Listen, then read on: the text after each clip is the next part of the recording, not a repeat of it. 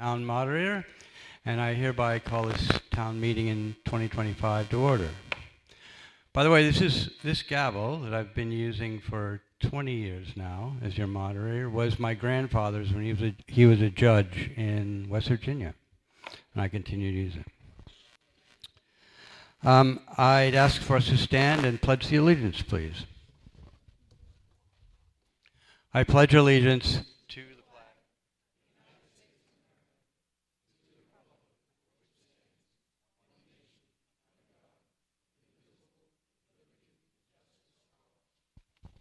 And now, as a matter of tradition, I would invite an invocation.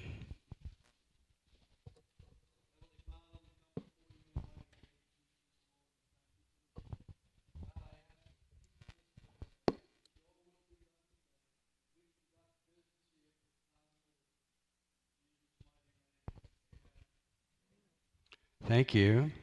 All right, would you like to hear a rundown of some of the results from the elections on Tuesday? Yes? Okay, I'm not going to read, there are a lot of write-ins. I'm not going to read all of that, but I'll give you the races that we know the results of at this point. On the town side, there was the Board of Selectmen voting for 2 for a 3-year term, and the top voter getters were Michael Green with 175, and Roxanne Tusk, boy, your name just sort of cuts everything off. Roxanne Tuskegee with 133. The other Board of Selectmen seat, one for a 2-year term, was one with Bonnie Gagner with 144 votes. Congratulations to you. On the Budget Committee, Sierra Parnell won handily with 194 votes. By the way, we had 243 voters on Tuesday, which is a little bit of a low turnout here. We usually have at least 250 and perhaps 300 or a little bit more. We're a little bit down. The others on the town side were a lot of write-ins. We still have to figure out who's written in and wants to accept the position and who doesn't want it. And the rule is, and this is a change from when we used to do it, we were corrected by the state. If the top vote getter does not accept the position, it then is a vacant position and it's appointed by the appropriate appointing authority, and that depends on the office and so forth. So we used to do it that if the top vote getter didn't take it, we'll go to the second vote getter, and we were instructed that that was incorrect. The winner didn't accept it, it's now a vacant position, and it gets appointed. So let's look at the town, the school. We have school board member, we were voting for 2 for a 3-year term, and Heather Kremen had 157 votes, top vote getter, and Kelly Tivnan was second with 138. So congratulations to them. And then we had one for a 1-year term on school board, 183 votes for Samantha Martell. Congratulations. Now I think this is right. There was another one. No, I'm sorry, that's incorrect. The rest are. Oh, I want to make sure there was a write-in for school district moderator. I wanted to congratulate Valerie Burke, first for agreeing to do it. Give her a hand for agreeing to do it, because but she won handily with 24 write-in votes. Congratulations. I'll leave that at there. There are also a long list of zoning ordinance changes, and it's hard to give you results without reading and knowing which one passed. Some passed, some didn't pass. Look at the posting for it. All right, we'll stop there. Is that all right? Move on? Okay. I want to start up here and just start over there and go down the table and have everybody introduce themselves so we know who's up here at the table, please. My name is Scott Ferguson. I'm the police chief. Jared Wheeler. I'm the fire chief. Dan Phillips, road agent. Sierra Parnell, Budget Committee. Ruth Jones, Town Clerk, Tax Collector. Roxanne Tuskegee, Board of Selectmen. Tim Kremen, Board of Selectmen. Tracy Donovan Lavalette, Board of Selectmen. Michael Green, Board of Selectmen. All right, how many of you been to town meeting before? Raise your hand. Almost everybody. So you know how the rules work. There's one fundamental rule. The moderator makes all the rules, except you all can overrule me by majority vote anytime you think I got it wrong. All right, so I'll run the meeting. You think I got it wrong, raise your hand, make a motion, get a second, and vote, and you can overrule me. Those are the only hard and fast rules. All right, so let's move on to consideration of the warrant. Ready to go? Okay. Article 2, to see if the town will vote to raise and appropriate the Budget Committee's recommended amount of the sum of $719,276 for government operations. The Selectmen recommended $759,122. This article does not contain appropriations contained in special or individual articles addressed, and includes, on the Budget Committee side, Executive 164,533, Election 34,235, Assessing 28,816, Legal 20,000, Personnel 287,863, Financial 63,315, Planning and Zoning 12,662, Conservation Commission 2101, General Government Buildings 45,3388, Insurance 63,362. Again, for the Budget Committee recommended amount of $719,275. Do I hear a motion to approve the article as read? And if you could say your name so that Teresa can get them. And a second? Okay. Do the selectmen want to speak to this? I can speak to it, Jack. Can I make the motion to amend the article? You can do whatever you want. Okay. Well, I'll speak to it. So this is general operating money to run the town. It's slightly higher than last year, but we are coming in over what the Budget Committee is recommending. And I'll let Sierra speak to that, but I do want to make a motion to amend the article to be $759,121. All right. Is there a second to that motion? Well, I need a second to have a discussion. John Quinn. Okay. Yes, sir. What's the 30,000 difference on the personal administration side? Can you hear me? Is it working, Tim? The difference is for health insurance coverage when we go and hire additional police officers. That got cut from the budget, and I believe, is my understanding, Sierra can correct me, is the Budget Committee needed to stay in the 2% because of the tax cap. So they cut from the health insurance line because we don't currently have the officers. However, if we do go to hire an officer or officers, we will not have any employer money to fund their health insurance. And so 34,631 makes up that health insurance, and then there's like 5,215, which is on the planning and zoning end, is for legal expenses, because that got cut as well. Yes, Joanne. I want to amend to what's in here of $759,121.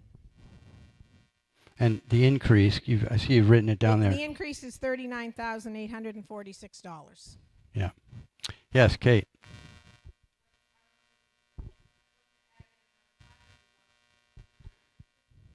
So, so you could you could ask we're talking about the amendment, her amendment. You could ask her if she would be willing to amend the amount by an increase in. Yeah, this year. We got 2,700 last year, but I'll settle So- for 2,600 this year. Okay, so I will make the motion to amend to $40,346, which is $500 in addition. And who seconded that? Who seconded it? You seconded it? Okay, so So it'd be $759,621. Thank you. all right. Other comments or questions on the amendment to increase that line by approximately $40,000? Seeing none, you want to vote on the amendment? That's the next step. Yes? Okay. So we're voting on the motion to amend Article 2 to increase the amount by $40,346. All those in favor of that amendment signify by saying aye. Any opposed? The ayes have it. So now we are talking about the amended Article 2. What's the grand total now? 759,621. Any comments or questions on amended Article 2 as amended, 759,621? You ready to vote? Yep. Okay, all those in favor of Article 2 as amended for the total of $759,621 signify by saying aye. Aye. Any opposed? The ayes have it. Article 2 passes. Article 3, to see if the town will vote to raise and appropriate the Budget Committee's recommended amount of the sum of $508,860 for public safety operations. Selectmen recommend 508,860 as well. This article does not contain appropriations contained in special or individual articles addressed. That's $320,924 for police, $87,441 for fire and rescue, $91,000 for EMS, $10,195 for building inspection, $500 emergency management, and $5,500 for county dispatch. The total again, $508,860. Do I hear a motion to approve the article as read? I need a name. And second? Okay. Does anyone want to speak to this? Select Board? Budget Committee? No? All right. Comments or questions on Article 3? Jack, I'm going to make a motion to amend this one by $500, and it's primarily for the, excuse me, the county dispatch, for $5,500 to $6,000. We received the bill, and it's actually increasing. Okay. Is there a second to that motion to amend? Upping it by $500. John? Okay. Any discussion of that amendment? All those in favor of amending Article 3 by increasing the total by $500 for county dispatch signify by saying aye. Any opposed? The amendment carries. Are you ready to vote on Article 3? Yes? Okay. All those in favor of Article 3 as amended, what's the total of that now? 509,360. All those in favor of Article 3 as amended for a total of $509,360 signify by saying aye. Any opposed? The article carries. Moving right along here. Article 4, to see if the town will vote to raise and appropriate the Budget Committee's recommended amount of the sum of $449,147 for highways, streets, bridges, and street lighting operations. The Selectmen recommend also $449. This says $247. You have a $100 difference between you two? Okay, all right. So the Selectmen recommend $449, $247. This article does not contain appropriations contained in special or individual articles addressed. It's Highway 366, 587. The Highway Block Grant Revenue Offset 61,860. Street Lighting 2,400. School Diesel Gasoline 18,300. For a Budget Committee recommended amount of $449,147. Do I hear a motion to approve Article 4 as read? Is there a second? Anyone want to speak to that? What's that $100 about? I'm not going to amend. It has to, it's just the one line in the highway. It didn't get picked up when the Budget Committee. So you're not making a, you're No, going I'm not going to. Okay, all right. Jack, I'm not going to. Okay. Any other comments or questions on Article 4? You want to get to the fire truck, don't you? I know it. All right. All those in favor of Article 4 as read for a total of $449,147 signify by saying aye. Aye. Any opposed? Article 4 carries. Article 5, to see if the town will vote to raise and appropriate the Budget Committee's recommended amount of the sum of $215,646 for health and welfare operations. The Selectmen recommend $215,646. This article does not contain appropriations contained in special individual articles addressed. Includes 505 for animal control, health agencies for $8,000, $10,241 for welfare, $196,900 for solid waste, for again total of $215,646. Do I hear a motion to approve Article 5 as read? Do I hear a second? Randy Talent. Anyone want to speak to this? Being quiet is working, so you're not even talking to him, is it? All right. Any comments or questions on Article 5? Want to vote? All right. This is as fast as we've gotten through these first 4 articles ever in 20 years, right? I don't know whether that's good or bad, but all right. All those in favor of Article 5, raising and appropriating for a total of $214,646, signify by saying aye. Aye. All those opposed? Article 5 passes, carries. Article 6, to see if the town will vote to raise and appropriate the Budget Committee's recommended amount of the sum of $1,801. Now you got a little typo there, right? It's $1,801 for culture, recreation operations. The Selectmen recommend $1,800. I'm gathering that it's $1,800 is the amount. That's correct. All right, so I'm going to read it as the sum of $1,800 for culture and recreation operations. The Selectmen recommend $1,800. This article does not contain appropriations contained in special or individual articles addressed. That's $1,200 for beach maintenance, $600 for patriotic, which I think is the flags, for a total of $1,800. Do I hear a motion to approve Article 6 as read? Is there a second? You know, the others, you can do this too, and then you are forever enshrined in the minutes. For hundreds of years, your name will be in the minutes as having made a motion. So step right up. Yeah. Any comments or questions on Article 6? Hearing none, are you ready to vote? All those in favor of Article 6 as read for a total of $1,800 signify by saying aye. Aye. Any opposed? Article 6 carries.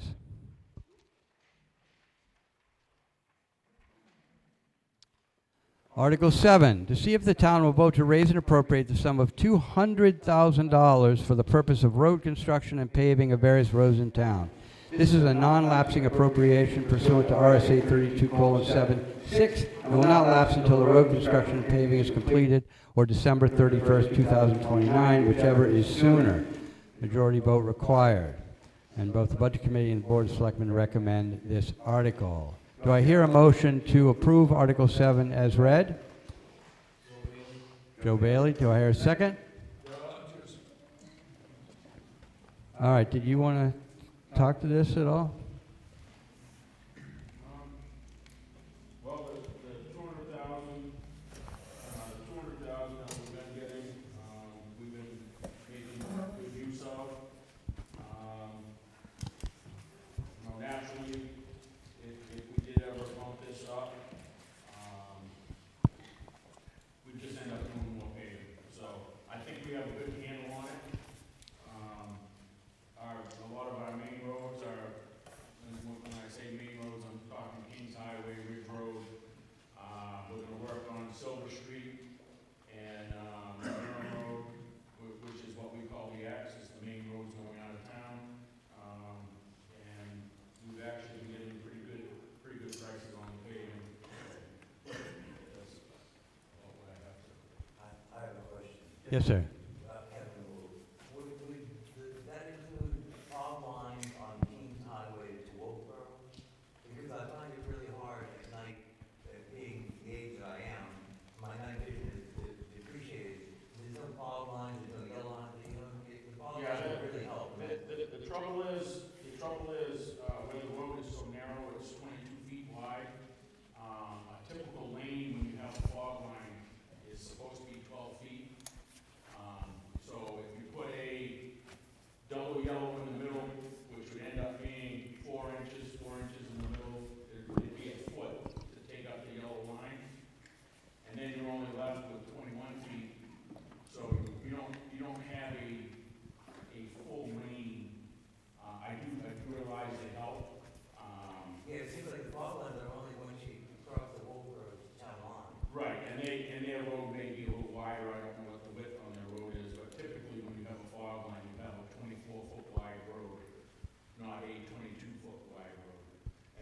said, once you put a double yellow line, you're taking up another foot out of that 22, so now you're at 21.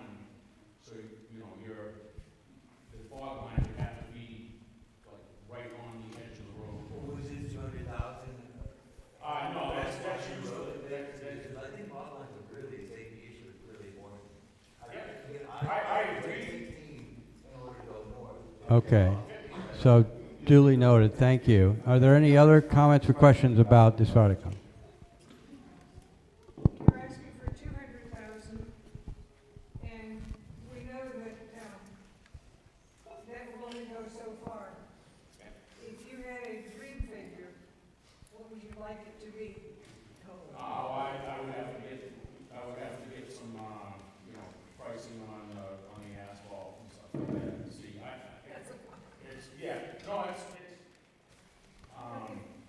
I think we've been doing really well You have, with I the agree. amount that we've been getting good pricing on it. And we do gravel our shoulders with our own gravel, so that helps us all. Yes, ma'am. Can you do a single line instead of double? I would have to check on that. I think I've seen it before. I don't know about the legality of it, but I would say anything would help. And what I can do is I get pricing on linear footage, and then what we can do is talk with a couple of companies. I think L&D does Farmington, and what we do is try to schedule it with when they do a neighboring town to try to get the price down on the mobility part of it. All right. Other questions or comments on Article 7? Ready to vote? All right. All those in favor of Article 7 to see if the town will vote to raise and appropriate the sum of $200,000 for a purpose of road construction signify by saying aye. Aye. Any opposed? Yay. The motion carries. Article 8, see if the town will vote to raise and appropriate the sum of $10,000 to be added to the Highway Department Vehicle Capital Reserve Fund previously established. The Budget Committee recommends this, and the Board of Selectmen recommends this. Do I hear a motion to approve Article 8 as read? So moved. Do I hear a second? Joe Bailey seconds. All right, questions or comments on Article 8? Seeing none, are you ready to vote? All those in favor of Article 8 to see if the town will vote to raise and appropriate sum of $10,000 for the Highway Department Vehicle Capital Reserve Fund signify by saying aye. Aye. Any opposed? Opposed. The article carries. Article 9, to see if the town will vote to raise and appropriate the sum of $13,000 to be added to the Revaluation Capital Reserve Fund previously established. Budget Committee recommends this, and the Board of Selectmen recommend it. Do I hear a motion to approve Article 9 as read? So moved. Ron Hotchkiss, do I hear a second? Randy Talon. Question or comments on Article 9?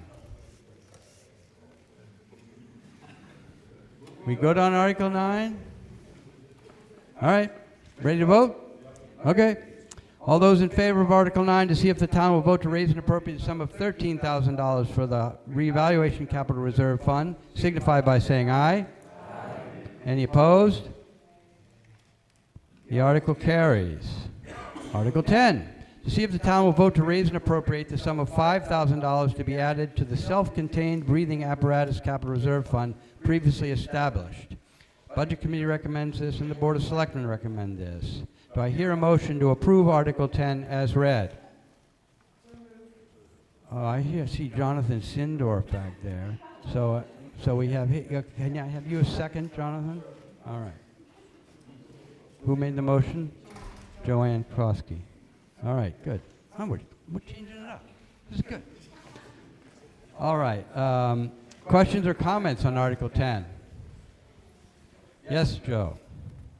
Is this a continuing to keep the money in the capital reserve just to keep on renewing future breathing apparatus, or is this a payoff that we already have? This is to replace it. Our scheduled replacement for the breathing apparatus is in 2032, so we're just trying to build up money so there's no large hit levels. Everybody hear that? Sorry. Okay, other questions or comments on Article 10? Ready to vote? All right. All those in favor of Article 10 to see if the town will vote to raise an appropriate sum of $5,000 for the self-contained breathing apparatus capital reserve fund signify by saying aye. Aye. Any opposed? The article carries. Article 11, to see if the town will vote to raise and appropriate the sum of $1,000 to be added to the natural or man-made disasters capital reserve fund previously established.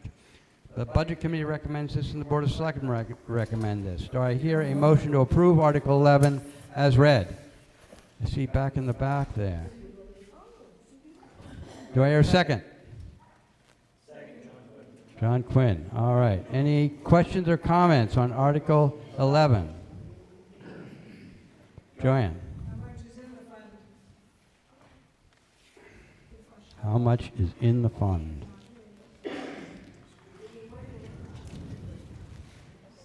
One minute. While she's looking up that, are there other questions or comments?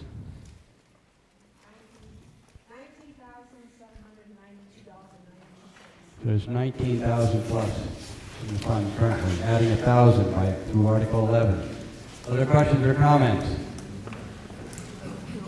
All right. All those in favor of Article 11, see if the town will vote to raise an appropriate sum of $1,000 for the natural or man-made disasters capital reserve fund, signify by saying aye. Aye. Any opposed?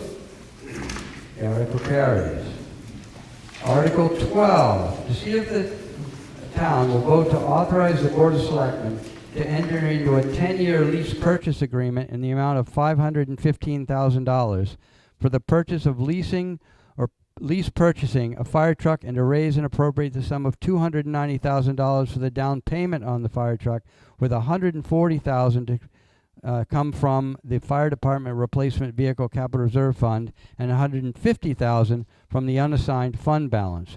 Further, to raise and appropriate $31,000 for the first year's lease payment to come from the general taxation. This lease contains an escape clause. Should this article pass, Article 14 following will be null and void. The Board of Selectmen recommends this 5-0. The Budget Committee recommends 5-0. Do I hear a motion to approve Article 12 as read? Yes.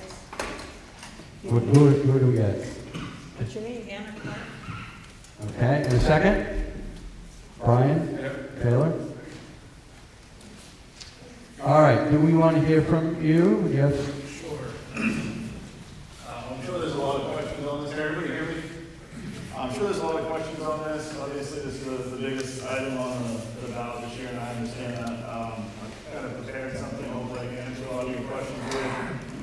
First off, good morning. My name is Jared Wheeler, the new fire chief here. I want to thank you all for coming out. I know it's a weekend day, and it says a lot for the community to see so many people here.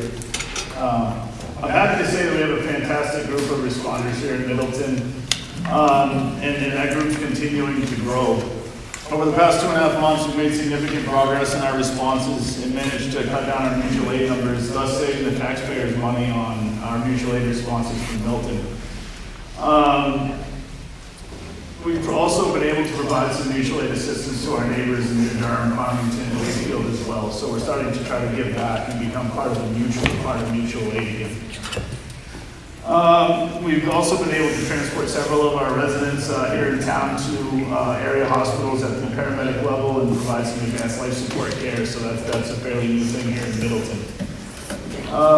As many of you know, and noticed probably, we've had a greater presence at the firehouse. You see people there during the day, during the week, during business hours. We're going to continue to grow that as that's our biggest coverage gap with our primarily call staff here, as most of them are working their normal everyday jobs. Myself and a few others have been covering some shifts. We've recently welcomed another member who's starting in the coming weeks. He's a firefighter and advanced EMT as well.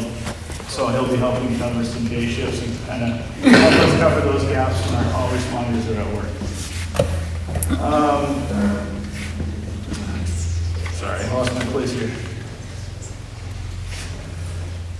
I'd also also like to highlight, we have 7 members of our department that are going to attend a firefighter 1 class here, hosted right here in Middleton in the fall. There hasn't been a class like that in the area for a very long time, so it's going to really help us increase our numbers and our capabilities here at the fire department. We also welcomed Deputy Chief Bruce Manchester. If you can just raise your hand. He comes to us with a tremendous amount of experience, both as a firefighter and the EMS side, with many, many years in Farmington as well. So that's just kind of a little bit on what's going on at the fire department right now. As far as the elephant in the room. So we're looking to replace 2003 International Fire Truck. When I started in January, we immediately began evaluating where we were at as a department and what was needed. One item that quickly was identified as a significant deficiency was our single lone attack fire pumper that we have. This apparatus is responsible for primary response to all fire-related incidents and a host of other hazards. A number of deficiencies were noted, the most concerning being an undersized fire pump. That's basically what gets the water out of the truck into the fire. It has a 750 gallon per minute pump. Without me getting deep into fire flows and BTU production and stuff like that, it's just far undersized for what we need to combat fires in the day and age that we're in with lightweight building construction. It's basically houses are built out of glue. It burns a lot hotter than wood. So the proposed apparatus would have a 1,500 gallon per minute pump, which would allow us to achieve those fire flows that we need to combat those fires. Next, we have a serious lack of equipment storage. When most of you think of fire trucks, you think of us pulling hoses and putting fires out. Well, the reality is a lot more than we do with fire trucks and that we ask of those trucks to do for us. We need to carry equipment for things like motor vehicle accidents, hazardous materials responses, machinery accidents, as we have sawmills and things like that in town. Chimney fires, which surprisingly we don't use water to put out. So all those type of things require us to carry a lot of equipment. Ice rescues, water rescues, all kinds of things. You all right? Just need to make sure we don't have a health issue. Yeah. So and the reality is it's basically a big toolbox on wheels. And we have a serious lack of equipment. So we're kind of forced to spread all that equipment out through many trucks. Well, with low numbers of responders, especially during the day, we may only be able to get one truck there. So we need to keep as much equipment as possible on one truck. So that being said, the proposed apparatus has about twice as much storage capacity as we currently have.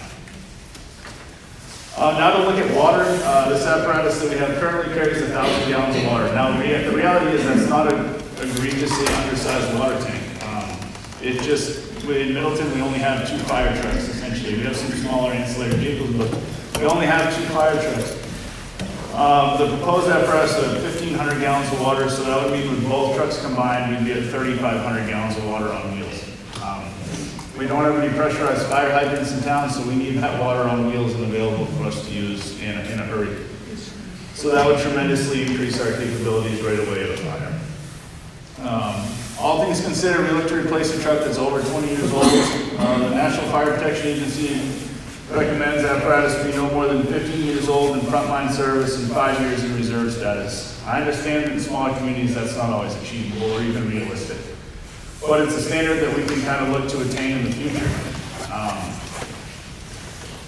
The apparatus that we have currently has a steel body. It's very prone to corrosion. As we look to a new apparatus that's aluminum in construction and carries a warranty for 10 years on the body from corrosion. So kind of sets us up to save money on maintenance and things like that.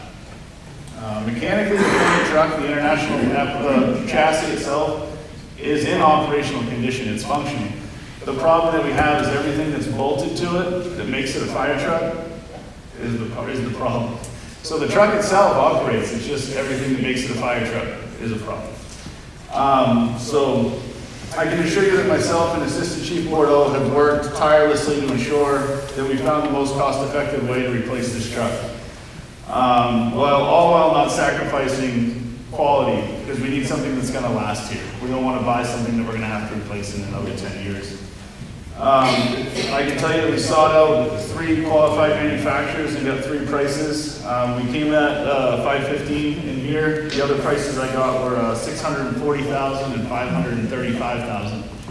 The manufacturer that gave us the lowest price also can deliver the truck in 6 to 8 weeks, where these other manufacturers were over 2 years to be able to get us a truck. So I can assure you that we certainly did our homework to try to make sure that we got the best deal and the most effective apparatus for the community. The other thing I just want to mention is that fire apparatus had a minimum of 10% increase in cost every year. So if we look at that, it's going to compound very quickly, and this truck will only going to get a lot more expensive. And we're kind of at a point now to keep up just with the increases and where we're kind of at now. We have to put away about $100,000 a year to purchase a truck within a reasonable period of time. So I just want to thank everybody for the continued support of the fire department, and I'll welcome any questions. Okay, thank you, Chief. All right, questions or comments? Back in the back there. Yes, sir. I didn't hear any mention of the trade-in value or sale value of the one we actually get rid of. Absolutely. With the undersized pump, nobody seems to want it on trade, but I do think we'll be able to sell it. And the plan is, talking with the selectmen, is once we're able to sell the truck, we would pay that money towards the principal of the lease purchase, and then save some money hopefully next year on the payment. Yes, sure. How much do we have in the unassigned fund balance? 1.4 million. 1.4 million. How much? 1.4 million. Okay. Keeping in mind the 10% rule like that, would it not behoove us to take the 140,000 that's already signed and the balance of, what was it, 475,000 and pay for it outright and not have a lease and an interest payment? We have the money.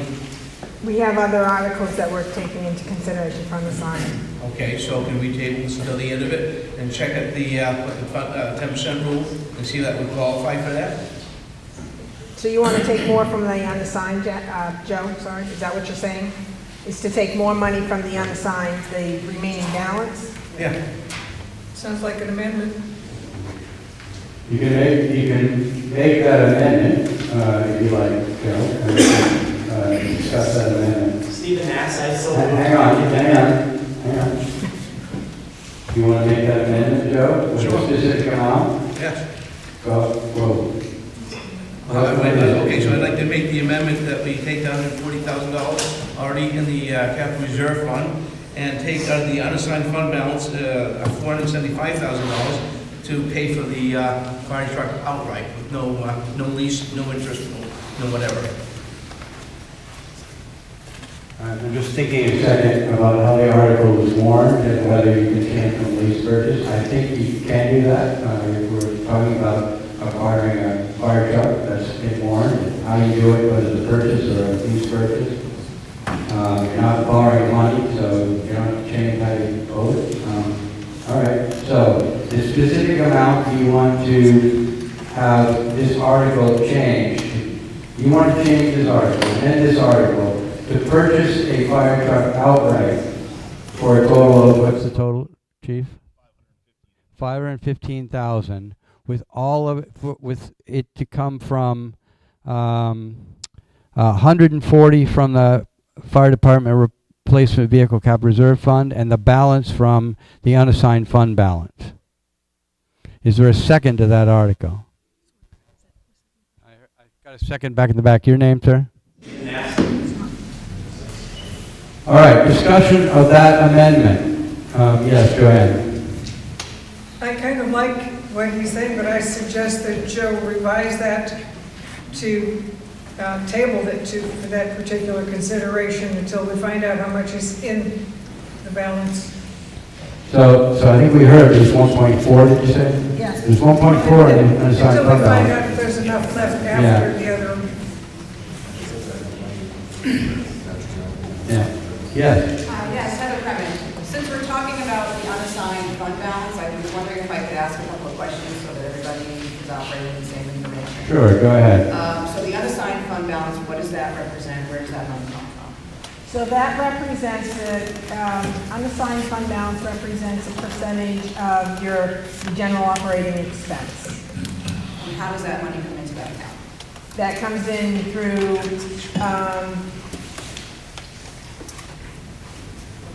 from. You want me to take a stab at this? So, in any given year, you have a number of revenue sources. And today, in March, we don't know what those are. We don't know how much in car registrations and other things. The tax rate is set later on in the year. And sometimes there is money raised and appropriated that isn't spent. And that goes into an unassigned fund balance. It can't be automatically spent the next year. It has to be put in a savings account. The DRA requires that you maintain a certain level of unassigned fund balance just for cash flow purposes, but otherwise you can ask the people to spend it on some other purpose the following year. The money's already been, we've already been taxed, and the money is sitting in the town's savings account essentially. And just to be clear, that's separate from all other capital reserve and trust accounts. That's correct. And what are those percentages that you talked about in terms of minimum, maximum, things like that? The state recommends anywhere from 7 to 17%. Of So- what? Of the general operating, the general operating expenses. So if you look at the MS 535 in your book, you get there, it shows that your unassigned fund balance right now, it says 1.7 million. However, that hasn't taken into the account for the warrant articles from last year that we used for unassigned. So once you get that out, we have 1.4 million. So can somebody who can do quick math, that's not me, tell me what 7% of the budget would be so we know what we're looking to keep on Oh, the yeah. low end? So, I have 8%. 8% would be down to $525,384. And that would be what the balance is like after any amendments to? No, so right now, based off of what we have in the book here, with no changes for unassigned, we would be bringing, right now we have, the 1.4 would put us at 21%, so we have the money. So bringing down the amount based off of what's in here for unassigned, that would bring us down to like 16.71%. Okay. And the reason we keep it higher than probably what maybe most towns do is we want to make sure that we have the money to make the school tuition.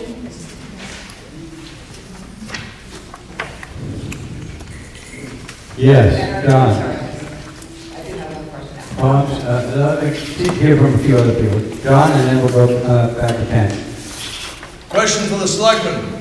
If the other articles are passed, how much money would that take out of unassigned fund balance? So right now, I think the total we have in here to take out of unassigned fund balance is $313,000. So we would be looking to increase that to 150 to 365 if I'm doing the math right. So it would be an additional $250,000. Which is still enough room to leave 10%. Yes, Thank you. yes. Ken. So I just want to kind of tap into what John just asked. It's really a question of budget committee and selectmen. So I'm always afraid of us getting into a situation that go for a TAN note, especially in this day and age. TAN note meaning a tax anticipation note, meaning that the selectmen can go to a bank, borrow money in anticipation of receiving property tax funds. So it's really a cash flow question. But this amendment, do you feel that we could run into a situation, a cash flow issue, that could require you to go to the bank and borrow money in anticipation of property taxes coming in? And I ask that because we collect taxes usually around June, July, and at the end of the year. However, we're paying bills at the beginning of this year, January, February, March on forward, so it requires a certain amount of cash flow. And Roxanne, you also made another point about tuition relative to the school district. So there has to be a certain amount of funds. I'm not sure what the schedule is, but usually the schedule runs somewhere around $300,000 the first payment. So if someone can guarantee that we're not going to end up going to the bank to borrow money at 7 or 8%, I'd kind of like to get some comment on that. While maintaining 7 to 17% fund balance. Any thoughts from any of the selectmen? I can give just an opinion. I mean, we've had some issues at the municipal building this year. If anybody has heard, we lost our boiler. We replaced a lot. Without the ESSER funds, we would have gone to unassigned money. So there are things that could happen in town, and we have to deal with that. We don't want to lose our tax clerk office, Everybody wants to register their cars, so that's always why we've left that money in there. So it's giving you more flexibility to have Absolutely, a for higher fund unexpected balance. items. Yes, sir, in the back. David Gray. If we were to buy the truck outright and not lease it and so on, what is the savings there in interest or fees? The interest rate on the lease purchase is 5%. So I don't have the exact figure what the total realized interest would be, especially without figuring out the sale of the used truck. I don't have the exact number, but I can tell you it's the 5% is the rate for municipalities. So 5% On on 500,000? 250,000 is what we would borrow, yes, so it would be 5% on 250. For how many years? 10 years. Yes, sir. Yeah, Kevin Gould. Does anyone have any ballpark figure of an idea what a 20-year-old fire truck would be worth? The estimates. Yeah, people collect all kinds. Yeah, no, the estimate I've gotten, the estimates I've gotten on what we could sell it for is right around 50,000. That's the realistic. Now, would you put it on like eBay Motors or put it on the internet? We'd have to do it by a sealed bid. It's a municipal piece of equipment. Is that like mandatory? You sure? It's not mandatory. That's generally how it would be. That's unless we were able to market it through like a You know, used. sealed bid can go either way. It's kind of a niche thing with a fire truck. There's a few ways. We'd have to talk with the selectmen about how that would go. There are some brokers that sell fire trucks. Again, this one's going to be challenging to sell with a really small pump, though. Just being. You know, I would like to say, well, I have the floor. I've had to use the fire department several times for a lift assist, and they were actually absolutely wonderful, really professional, and I was really glad to have them. Oh, thank you for the kind words, sir. Okay, yes. Is this a lease or an outright purchase? So the amendment on the floor is to do an outright purchase as opposed to a lease. The original warrant article was for a lease, 10-year lease, and Mr. Bailey has amended that, and that's what we're discussing, and we'll vote shortly on whether to change that to an outright purchase. Did you have something? If I may, real quick. So the lease purchase they use the term lease when you talk about municipalities because there's an escape clause essentially. But we would own it at the end of the lease purchase. So we would own it at the end. Roxanne, did you have something? Yeah, so I guess my thought would be is, knowing that we're going to sell the old fire truck once we get the new one, we could offset that instead of taking the full amount from it, and do the $31,000 for this year for the one payment. It would be, I'm trying to do math, I don't have my phone here in front of me. So we would amend that. We wouldn't do it for $375,000 because that would be the balance. I would say we would reduce that by 50, so that'd be 325, and then we reduce it by 31, and maybe that would be, oh my gosh, 294? I don't know if I did that math off right at the top of my head. Joanne. Would there be potential savings on the interest for this purchase by doing this?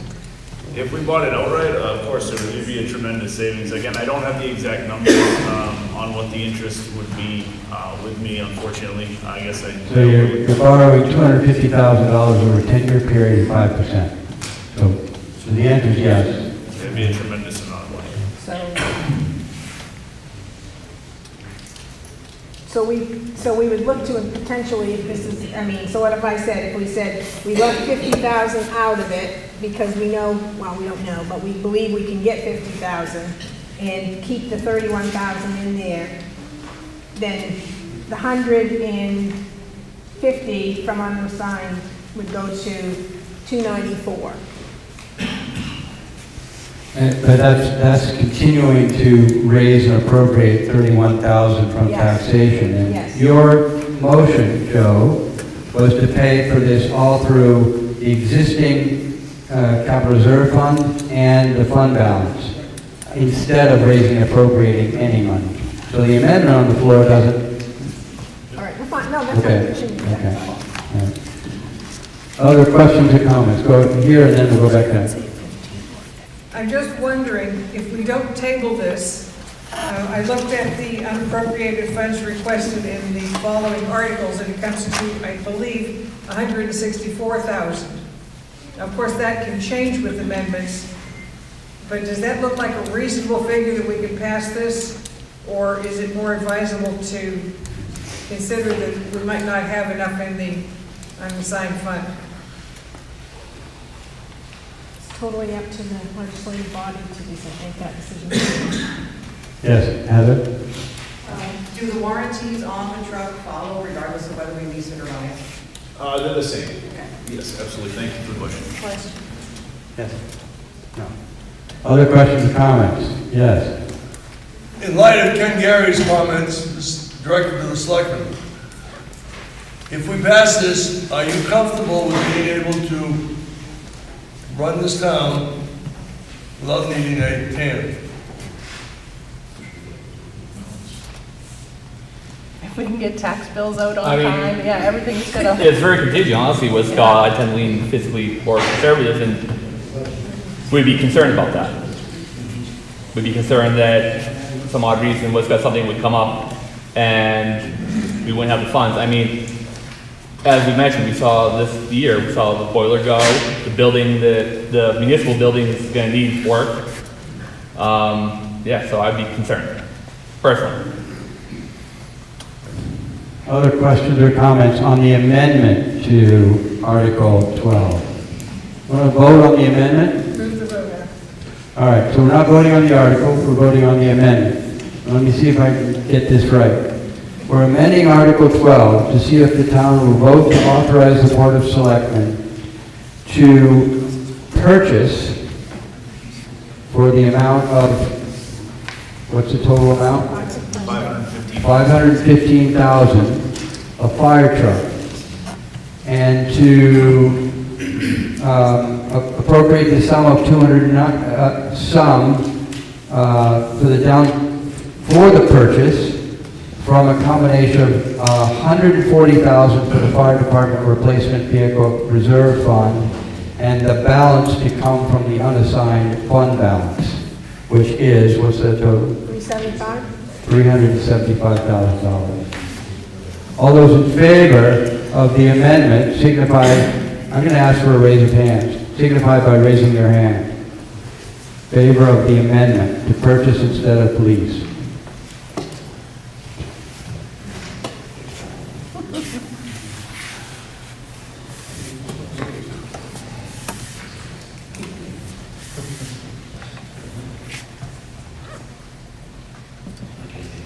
Now I got the item. 18. All those opposed, signify by raising your hand.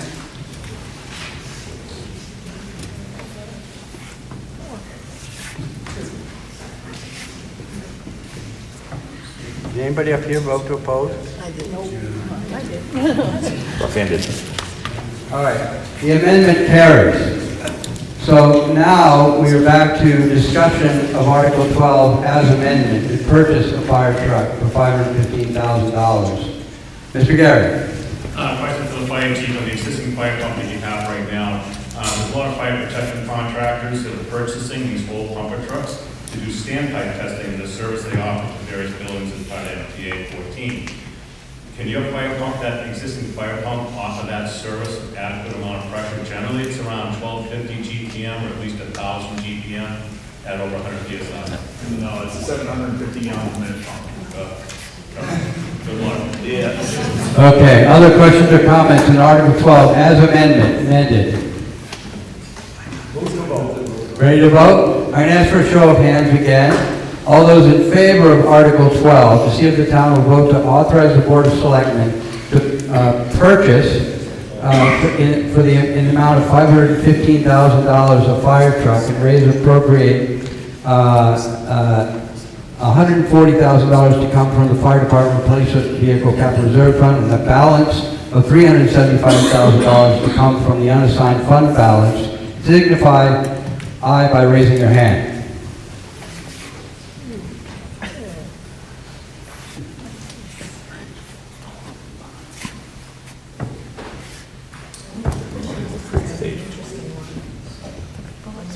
32. I did not get the front table. I got the front table. All those opposed?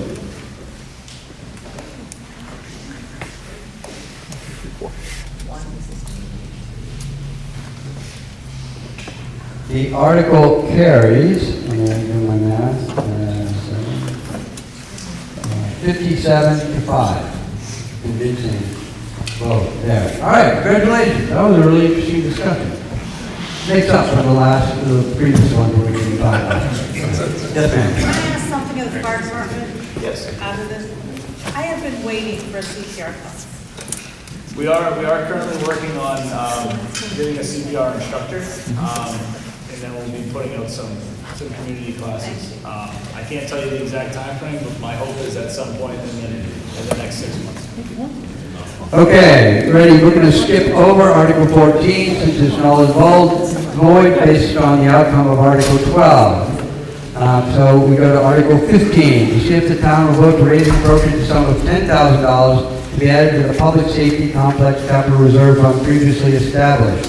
The Budget Committee recommends 5-0, and the Board of Selectmen recommends 4-1. Do I hear a motion to approve Article 15 as read? Randy Talon, second. Brian Taylor. All right, questions or comments on Article 15? Yes, Brian. How much is in the fund? Oh.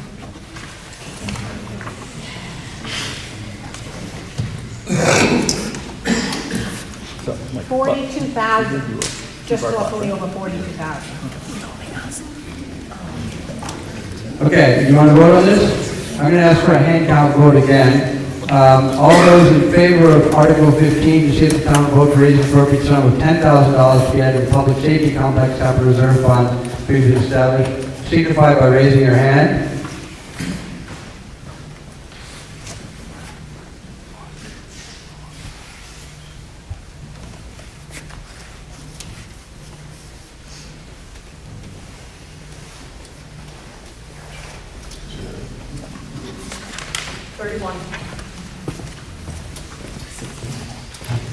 All those opposed?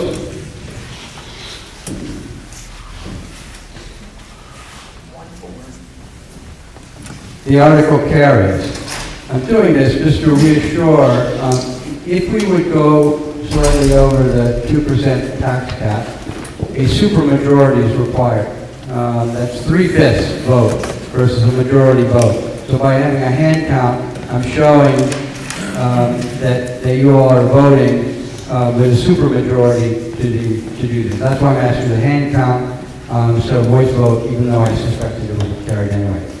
Article 16, to see if the town will vote to raise and appropriate the sum of $10,000 to be added to the Medical Equipment Capital Reserve Fund previously established. The Budget Committee recommends 5-0, Board of Selectmen 5-0. Do I hear a motion to accept Article 16 as read? Dan Flanagan. A second? First, Dan. I'll be a second. Okay. All right. Questions or comments on Article 16? Want to vote? You have a question, sorry. Yeah, I'd like to hear a little bit of information about what we have in equipment and how we stand for replacements. Absolutely. The purpose of this is to replace large, expensive equipment like cardiac monitors, ventilators, things like that, that are coming at tremendous cost. We are looking to replace a cardiac monitor next year, which this would cover the cost of in that fund. They come in at about $40,000 now for a cardiac monitor. Ours, I believe, is from 2008, so it's done its time. And then, yeah, this is essentially just really expensive medical equipment like cardiac monitors, ventilators, stretchers, things like that that come at a tremendous cost, so they're not a big hit all in 1 year. The balance is just over $20,000. Other questions or comments on Article 16? Ready to vote? All right. Article 16, to see if the town will vote to raise and appropriate the sum of $10,000 to be added to the Medical Equipment Capital Reserve Fund previously established. All those in favor signify by raising your hand.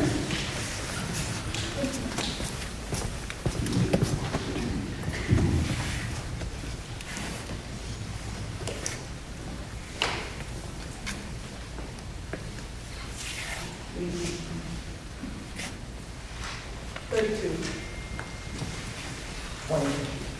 All those opposed, signify by raising your hand.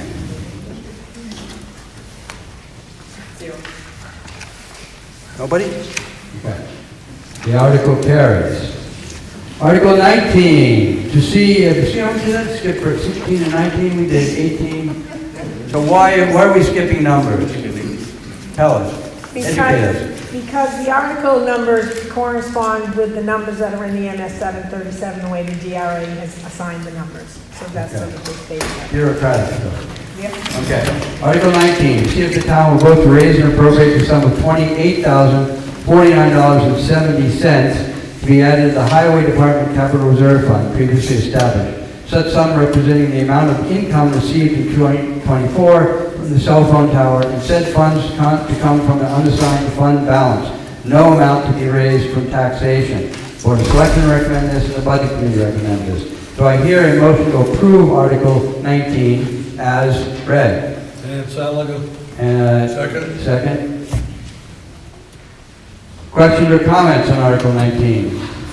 Yes, Heather. How much is in that fund? Should have cut my thumb in that page. I know.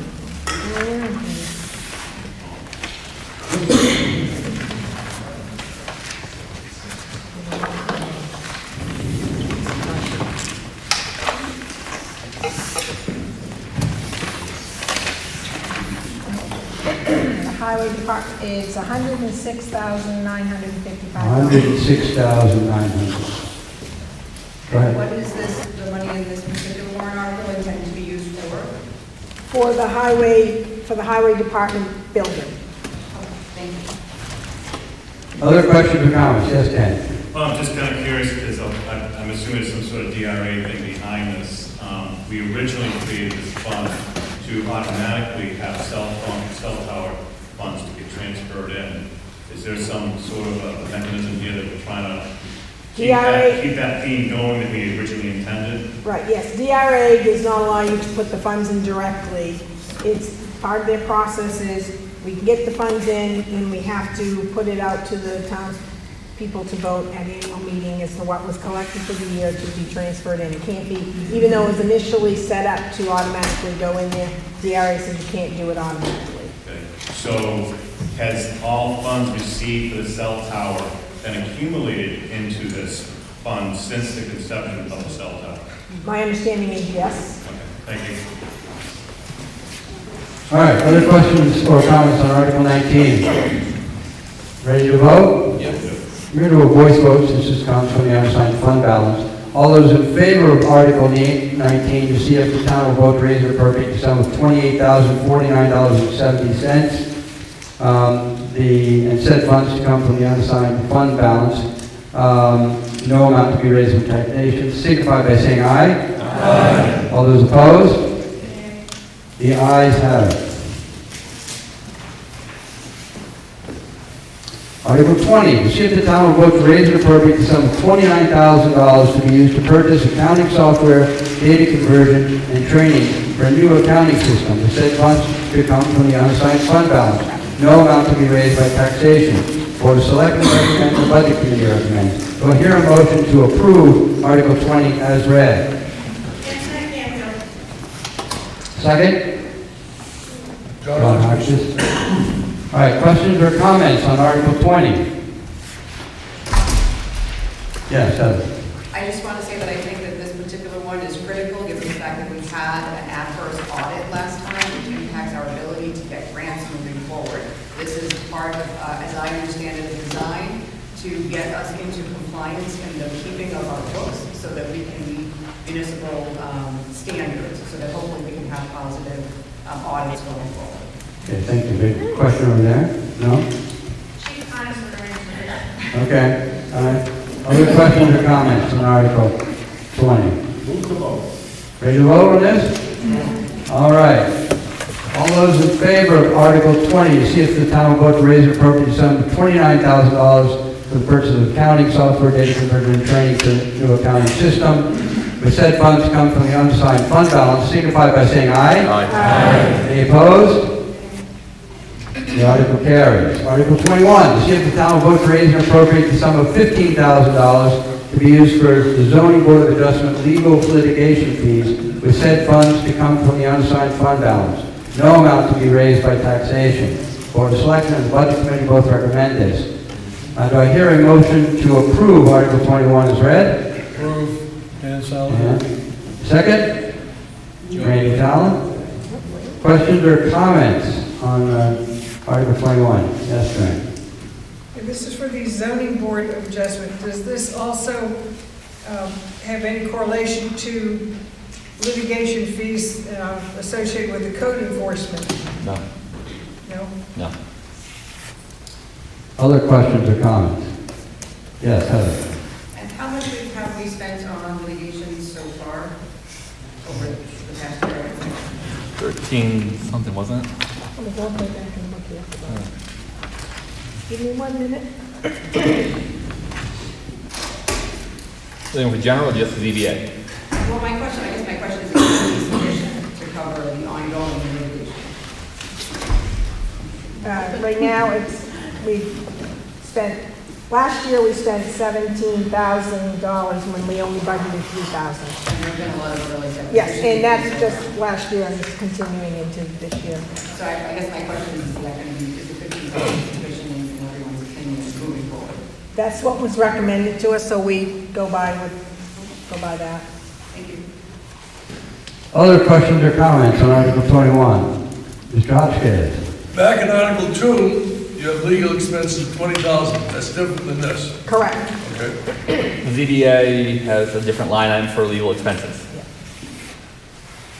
Other questions or comments on Article 21? Ready to vote? All right. All those in favor of Article 21 to see if the town will vote to raise and appropriate the sum of $15,000 to be used for ZBA legal litigation fees with said funds come from the unassigned fund balance, signify by saying aye. Aye. All those opposed? The ayes have it. The article carries.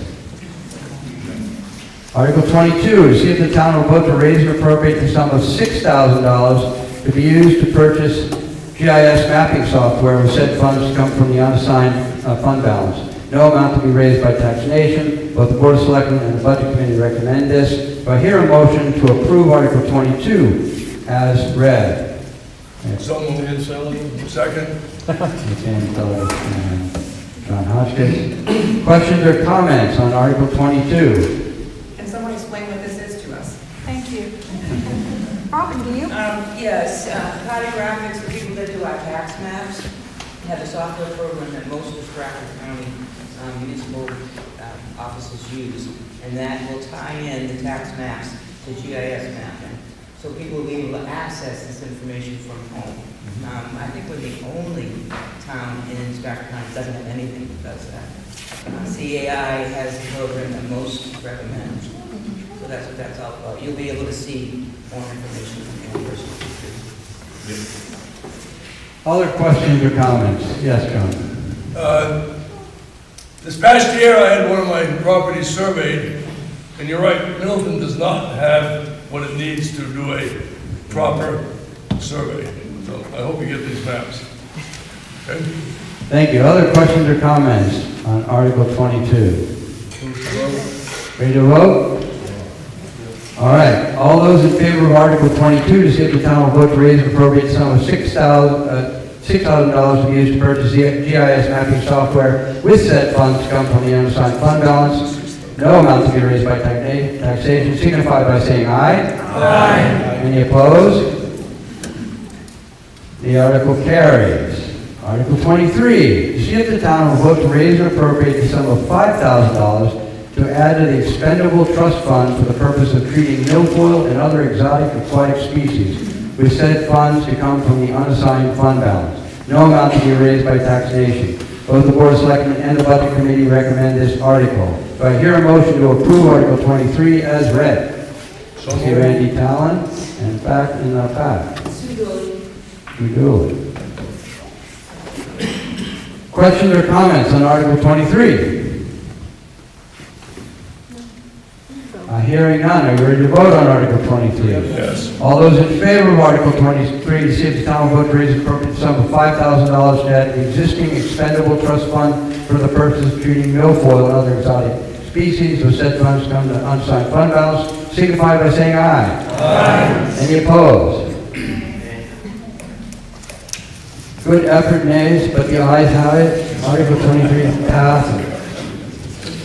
Article 24, to see if the town will vote to raise and appropriate the sum not to exceed $25,000 to be used to equip the highway truck with plow gear, body, and hydraulics, with said funds to come from the unassigned fund balance. No amount to be raised by taxation.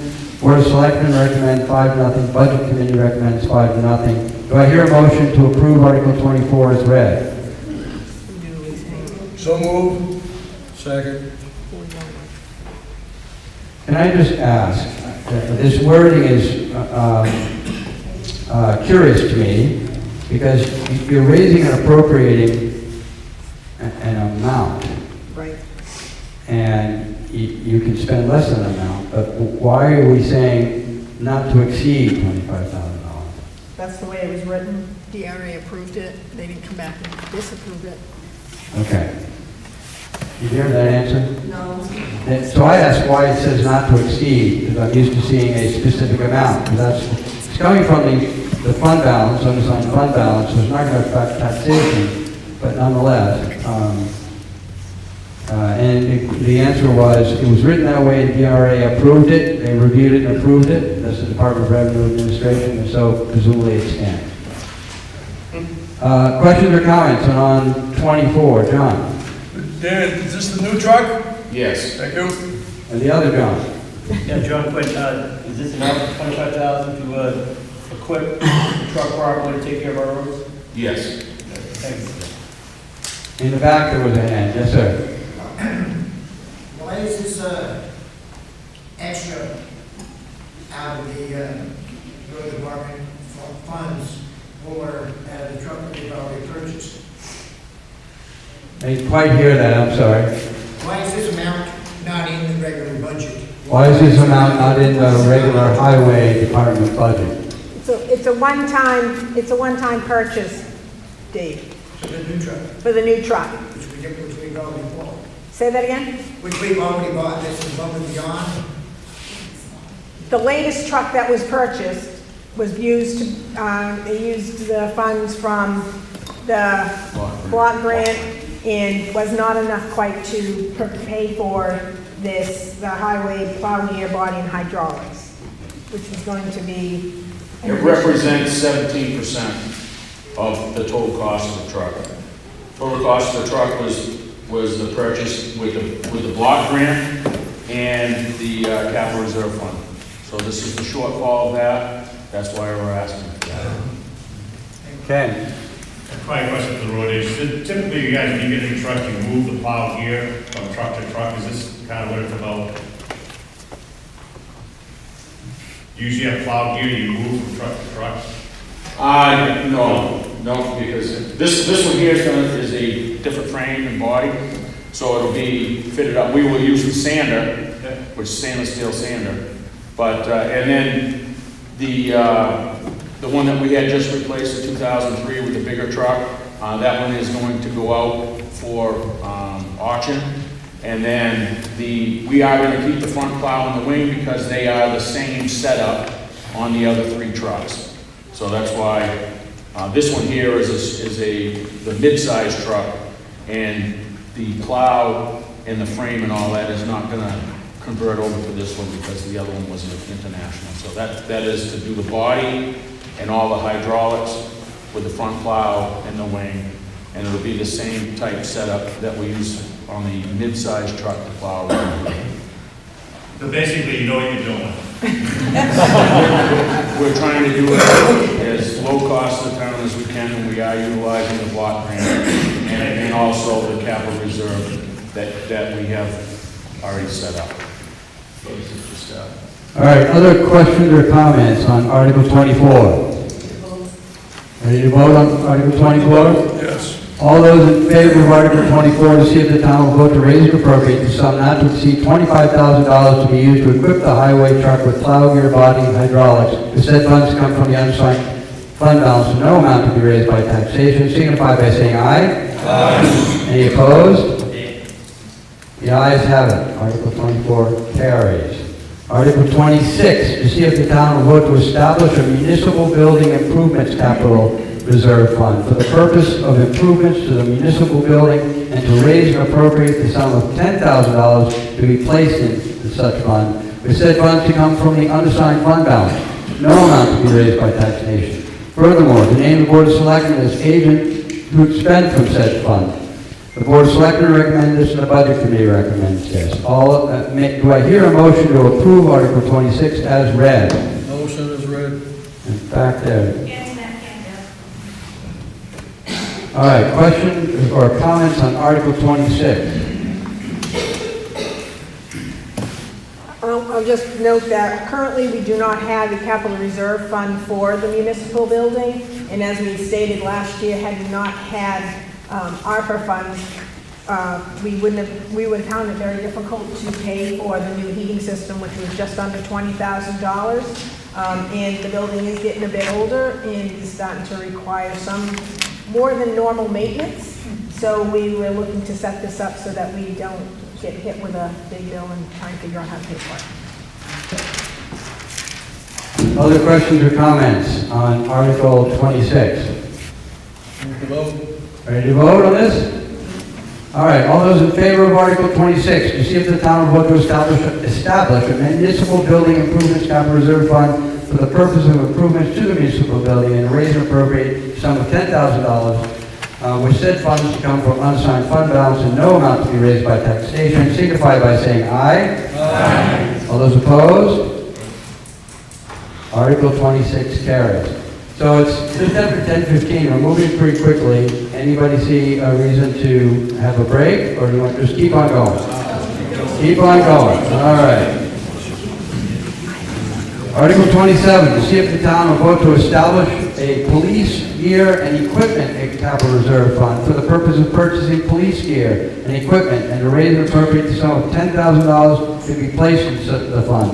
And said funds to come from the unassigned fund balance, no amount to be raised by taxation. Furthermore, to name the Board of Selectmen as agents to expend from said fund. The Board of Selectmen recommends this and the Budget Committee recommends this. Do I hear a motion to approve Article 27 as read? Motion to approve. I see Sue Dooley in the back. Dan Suga second. Any questions or comments on Article 27? John Quinn and then Heather. Yeah, Chief, can you explain what kind of equipment you guys hope to replace, why you need to do this? Sure. So after accepting the position as chief police, I went through the department and inventoried all of our equipment and our gear. I found we had some deficiencies as far as portable radios, other communication devices, along with our tasers. These are all, this is all equipment that has a shelf life, if you will. Technology changes, equipment changes. Our portable radios were my biggest concern because they're no longer supported by Motorola, nor can they be repaired. They parts or any replacement parts or service for them. Portable radios are, on average, give or take, I've priced out a couple different models, but anywhere from $6,000 to $8,000 a piece. So with that said, Motorola was kind enough a few years back to let most municipalities, or let all municipalities know that they were no longer going to support the product, that they had basically transitioned to newer models. So with that said, we have older models. As they die, we have no service for them. We can't get them repaired, and they don't make parts for them. And given the cost, it was something that we definitely don't have in our budget should we have 1, 2, or 3 of those radios die. We did have, I think currently we have 4 operational portable radios, and we did have another 3 or 4 down there through testing and going through those. They're not operational. And like I said, we can't get parts for them. So we're just trying to pre-plan for these portable radios that could potentially fail us in the coming years. And if we have to replace one a year, something along those lines, The article is kind of vague, doesn't specifically address portable radios, it addresses gear, because as we hire new officers as well, there's gonna be costs associated with that, as far as equipment needs, as far as uniform needs, and in the current budget line, if we were to hire 2 full-timers and 1 or 2 part-timers now and had to fully output them, our budget line wouldn't even come close to covering that cost. So this will be a fund that we may be able to reach into to cover those costs, because again, those are essentially a one-time cost as far as, you know, for at least a 5, 6, 7, 8, 9, 10 years, or even their whole career for that matter. So the basis of it is more for the larger items such as portable radios and tasers and what have you, but also to assist in our needs as far as equipment goes as we try to staff the agency. Any questions? Yeah, I'll handle it. Sorry. In the back of the room. We do have a turnover in the police department, of course. What items are not reused? The weapons, the vests, that type of stuff? So vests can be reused. They do have an expiration date on vests. Vests expire every 5 years. What I can tell you is, from what I found for vests that were in the building, in the facility when I took over, there were none that were at the point of usability as far as expiration dates go. My vest, the state was kind enough to allow me to keep when I left the state, so I brought that with me. But that's a cost right there, anywhere from $800 to $1,000. There is a 50% match grant out there. That's a reimbursement grant, so as we move forward, we've applied for that grant. We'll find out. But even if we get that grant, it won't be until fiscal 27. Duty belts are reusable. A lot of the uniforms that I went through are all embroidered. I did take the time with some of them to use a stitch puller. What I found is that is not going to be cost effective. This jacket is an example of it. I probably have in my off time about 3 hours of sitting with a stitch remover watching TV and pulling threads. So some of the equipment, some of the things, like some of the jackets that are embroidered will have name tapes like this and be able to put those over the names that were embroidered into them and reuse that equipment. Moving forward, we won't be doing embroidery, we'll be just doing Velcro name tapes, so that should somebody need the uniforms or some of the attire, will be more reusable as far as reissuance. As far as equipment gear that's reusable, most all of it is. Your duty belts, your guns, all of your handcuffs, your tasers, all of that is reusable equipment. It's just a question of sizing. Right now, we have about 15 duty belts in our inventory.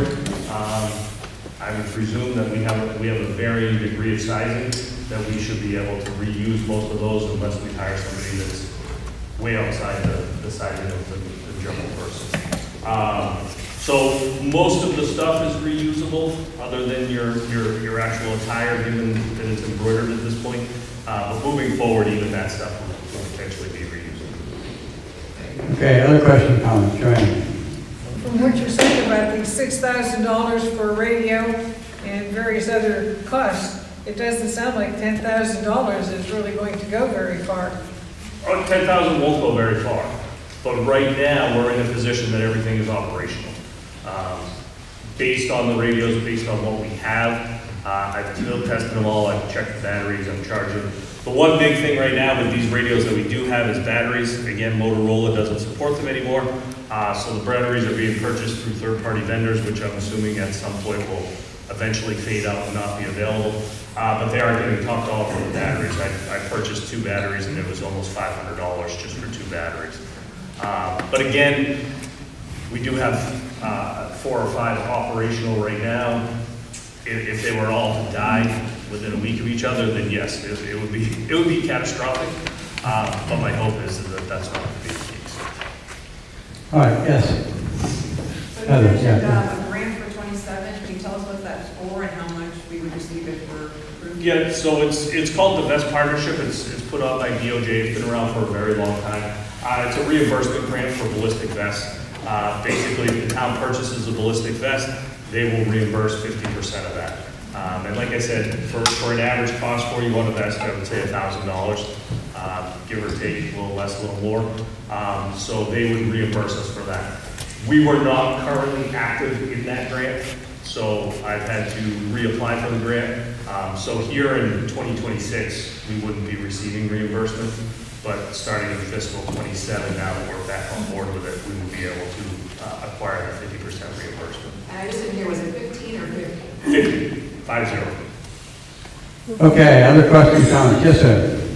Scott, there was a grant last year or the year before for body cameras, and our previous chief chose not to take advantage of that. Are you going to take advantage of it if it comes around again? If it comes around again, I absolutely will. Unfortunately, I've researched for grant funding out there right now for body cameras. There isn't really any funding available at this point. There is some congressional money that was out there, but I went through that, and it wasn't necessarily a grant. It was through federal finance.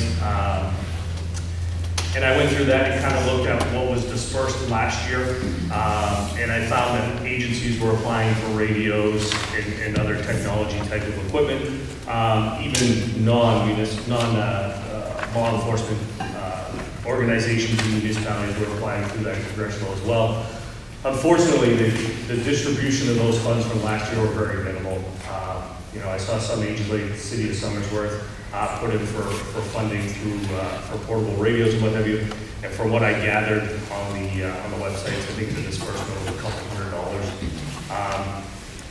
I didn't find, nor was I able to apply for everything on that because I kind of got the information 2 days before the deadline. And then after researching and looking at what it would take to apply for it and what was actually dispersed, it just wasn't financially in our cards for this year.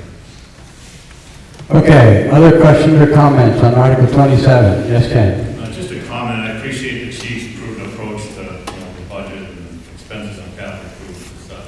But in that spirit, I wonder if you'd be willing to host an event and provide refreshments to seamstresses in Middleton.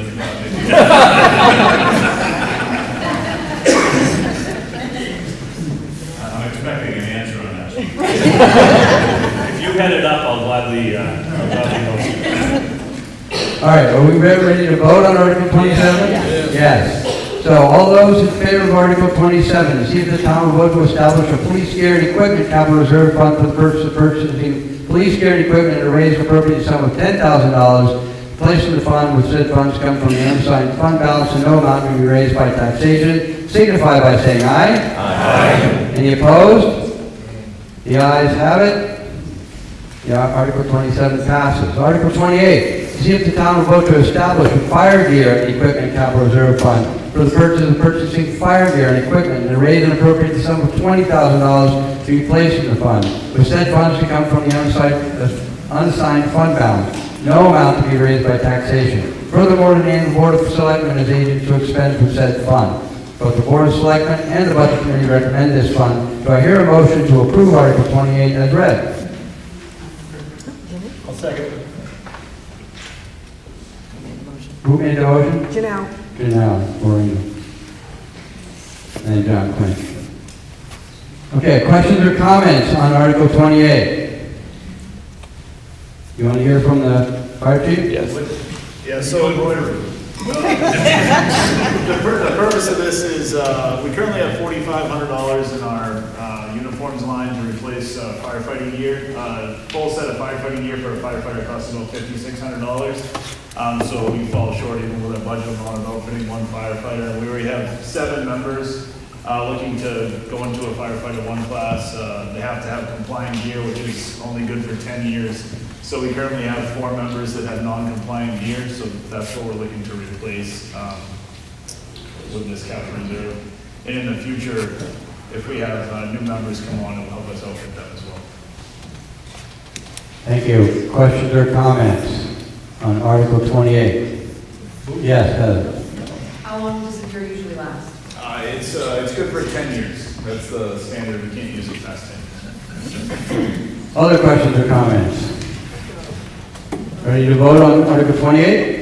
Yes. All those in favor of Article 28 to see if the town will vote to establish a A fire gear and equipment capital reserve fund for the purpose of purchasing fire gear and equipment to raise an appropriate sum of $20,000 to be placed in the fund, with said funds to come from the unassigned fund balance, and no amount to be raised by taxation, signify by saying aye. Aye. Any opposed? The ayes have it. Article 28 carries. Article 29, to see if the town will vote to establish a preservation of historical records capital reserve fund under the provisions of RSA 35:1 for the purpose of preserving the town of Middleton records and to raise and appropriate the sum of $15,000 to be placed in this fund, with said funds to come from the unassigned fund balance, no amount to be raised by taxation. Furthermore, to name the Board of Selectmen as agents to expend from said fund. The Board of Selectmen recommends this 3-2, and the Budget Committee recommends it 5-0. Do I hear a motion to approve Article 29 as read? John Hotchkiss, a second. Joe Bailey. Questions or comments on Article 29? I just want to find out, so this is just like you guys are reserving money for the future to do more book restoration? It's to set up, have money funds to do more books than one a year, and to potentially not just preserve the books, but to actually ultimately get them available to be digital, so that they're available to be accessed online. So my second question is, do you have anything anticipated to purchase like fireproof cabinets, because those ones we have downstairs are just flimsy, and if we're going to spend the money, I think we should probably look into more like fireproof cabinets and lockable cabinets so that they can go into there. Okay, so the question was about whether they considered fireproof cabinets for these preserved historical records. Right now they're in metal cabinets, as I recall. Downstairs. Some of them are in fireproof cabinets. Yeah. Other questions or comments? Yes, John. John Quinn, how many historical books does the town have that need to be preserved? Well, I've been through most of them, and they are the minutes and other records bound together in books going back to, well, thanks to John Hotchkiss, back to 1790. There are several, though. Yes, sir. Where are they currently being stored? Where are they currently being stored? Most of them are downstairs in the vault in the police department. Is there humidity control for that vault? That's taking care of that? No. That's a big issue. Other questions or comments? Yes, in fact. I see there's two selectmen that did not recommend this. Could those two selectmen please speak to this? Sure, I'll start. I voted against it because of the way it was presented. Almost all of the warrant articles we have were presented to us. We were able to talk about in public and to view. This one was not. So because of the process I didn't feel was done correctly, I voted against it. If it had been done correctly, I would vote for it, but it didn't sit right with me. So I was the other one who, Mike agreed, who voted against it. But when we were going over the voting, I wasn't really aware of what it was. And if I could have changed my vote, I would have, just to keep the history in the town, make sure it was preserved. I was appointed as selectman after this vote was done, so I didn't vote on this at all. Okay, yes, Karen. Could we address this situation about the fireproof and humidity control protection? Well, right now, Article 29 is a Preservation Historical Records Capital Reserve Fund for the purpose of preserving Middleton Town records. I suppose you can expand that so any funds could be used to preserve them in a fireproof safe or file cabinet. So these funds could be used for that. Just to answer you, the only reason why I brought it up was not because I'm not for like saving money for the future and being able to restore the books. It's just bringing it forward so that we can take that into consideration in the future. Right, so that we can make sure that we've got the appropriate places to store things that were the ones that have already been restored and the ones that we're going to restore in the future. Yes, Kate. I'm sorry, I just was wondering, what's the condition of the current documents down there, and I know somebody said something about humidity control, because isn't the real, fire's an important issue, yes, I agree with you, but isn't mold? So I've not found any books that have been ruined by water or mold or anything, any issues like that, or even, obviously, the police department had a rodent issue for a while, and I've not noticed anything that's been damaged. Good to know, and I think we have to keep minutes forever when you get in. Yes, sir. Has anyone looked at the state requirements for storing these records? I'm in the process of finishing a town hall in Massachusetts. All the records have to be in a fireproof vault, humidity control between 30 and 50% in order to preserve them. Otherwise, I'm just going to actually go to nothing. The question is, if we look into any state requirements. See, that's part of the reason, again, why I don't know, is because we didn't have any of this information presented to us. So, there's no way of knowing. We essentially would probably have to anticipate another part of the building or an extension or something, because obviously, you know, that's going to be a future expense too. Yes, Ken. As part of preservation, I do feel it would be part of preserving the records. I trust there's some kind of consideration to digitizing these records. There was a comment about that early on, right? This is a step towards that, is what I heard. So that they're not only preserved digitally, but also they're more accessible to online. Yeah, go ahead. And I guess lastly, just so far, this is the fourth fund that we're establishing, which quite honestly is a bit different from many years that I've attended these meetings. I can speculate why, but if we're selectmen or budget committee could comment on why we're establishing these funds. And I'm assuming it has to do with budget. Yeah, so I'll start. Yes, we found a need in the various departments and such, and because we are on a 2% tax cap, it makes it very difficult for our operating budget to go up any amount of money. And so in order to do that, we kind of look towards having a capital reserve fund. And some of them, such as the municipal building, where we didn't have one, anything happened to the building, we all know it's not cheap. You know, just to replace the door is probably $1,500 or more. So that was the idea, is to try and set this up so we have the money, because our operating budget has become very tight with the 2% tax cap. Okay, I think we go to Jim, and then we'll go back to you, Ken. I just wondered if anybody's looking into is there an off-site location where you not, So the question was if we've looked into an off-site storage location for these records. I don't think so. They have to be available for someone who wants to come in and look at the town records. They have to be available on site. Well, if they were to be digitized, then they would be available on site, but then they could be moved somewhere else. And like I said, this is information that we just don't have. Ken? So Roxanne, if I was to distill it down, what you described almost sounds like the board is trying to keep a more even budget year after year after year. Yes. Great. Trying. All right. Other comments or questions on Article 29, or are you ready to vote?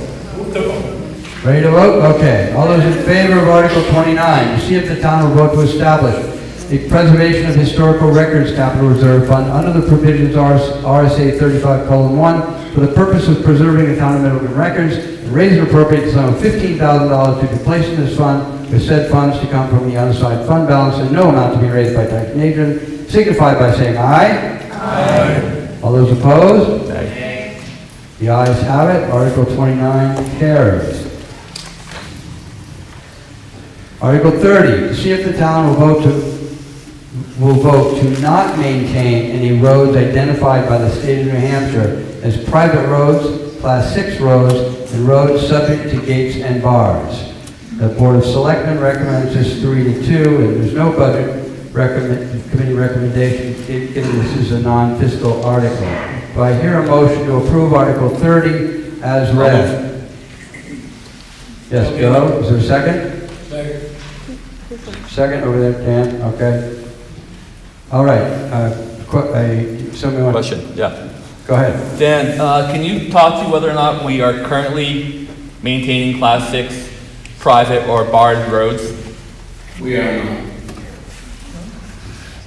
Do we need an explanation of why this Article 30 is necessary? Would that be helpful? Yes. So during the year, we had a resident come in who lives on a Class 6 road and stated that the town needs to maintain it. There was some back and forth, and... Well, it's a road that had been being maintained, right? I'm not saying it's been being maintained. Dan, has been being maintained previous? When I first came here, yes. So yes, it had been being maintained. However, there was a vote back in 1978 that said that that section of the road should not be maintained. So we, as a select board, at a meeting back in the fall, stated to bring it back to the taxpayers, the legislative body, to vote on this. And we didn't call out one section. We wanted to make sure that it was addressed to all roads that are not technically, should not be maintained by the town, which would be private roads, Class 6 roads, and roads subject to gates and bars. But they're not. All right, Joe. Without disclosing the name of the resident, what road are we talking about? New Portsmouth. New Portsmouth? Yes. You raise your hand? Yeah, go ahead. My understanding is that if a road is not maintained, a town road is not maintained for over 5 years, then you can therefore classify it as a Class 6 road, is that correct? Correct. Are you talking, I'm sorry. No, I'm sorry. Let's go. Let's start with you, sir, and then you, and we'll go back there. Go ahead. Yeah. Do you have any other roads that you're planning on classifying as a Class 6? And can you tell me specifically if Buttermilk Lane, are you considering that a private road, a Class 6 road? Because I live on that road, and you maintain some of it, but basically we're saying that there's no place to turn around, so you don't maintain the last four or five houses. How can we get that resolved without, obviously, litigation like the Portsmouth Road? It's not a Class 6 road, it's not a private road, but it doesn't get maintained. My fear is that if it doesn't get maintained, could you then just call it a Class 6 road? Yes. But it's currently being maintained, just not the last 400 or 500 feet. Same thing with New Portsmouth Road. How do we remedy that? So it causes a huge safety concern for the houses down there who have children if something were to happen. You know, we want to make sure first responders can get down there, and there's no answer as to why it's not maintained. Nobody's ever said when it started or why this is. So now that this is coming up, it's very concerning that, you know, you can then say, well, we haven't been maintaining that part of the road for 5 years, so it's a Class 6, and now there's nothing we can do about it. There are ways that it can be classified as an emergency lane. I'm not exactly sure what that process is, So but then would it be maintained by the town? I don't fully know that. I don't want to say yes or no because I'm not fully aware. Is there a reason why it was just stopped being maintained? For what road? For Buttermilk Lane? I don't know. We haven't looked into, I don't know Maybe the road anything. agent can speak to that. I've been here for 4 years, and it was never plowed before I got here. It wasn't on the list of roads that we were plowing. But do you know why it was taken off? Is there a specific reason? It wasn't taken off, it just wasn't on there. Is there a way to get it back on there?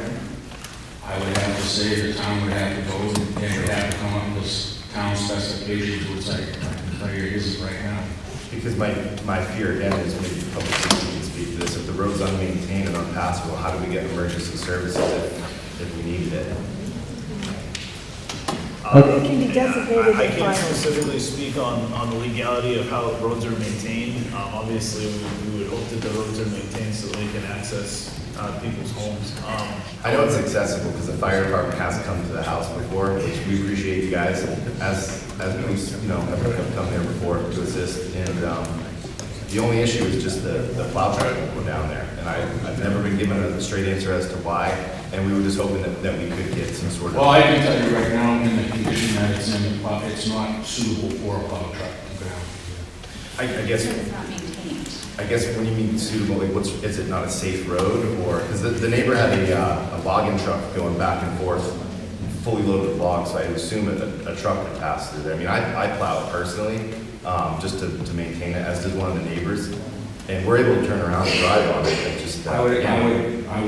My question to you is, when you purchased the property, was it maintained by the town? So when we purchased the property in order to get a first-time home buyer loan, the road had to be owned and maintained by the town. When through the research, it came back not as a private road, not as a class 6 road, it was a town road that was maintained, which was the only reason we were able to finance our property. Okay, I'm going to move on. That's a very specific issue. You had your hand up. My mother answered my question. Okay, all right. And then Jim, go ahead. So my understanding is, like the rest of the roads in town, we're voting on whether they be plowed or not. And I would think that at that time, it was explained that the roads were up to town specification, at least at that time.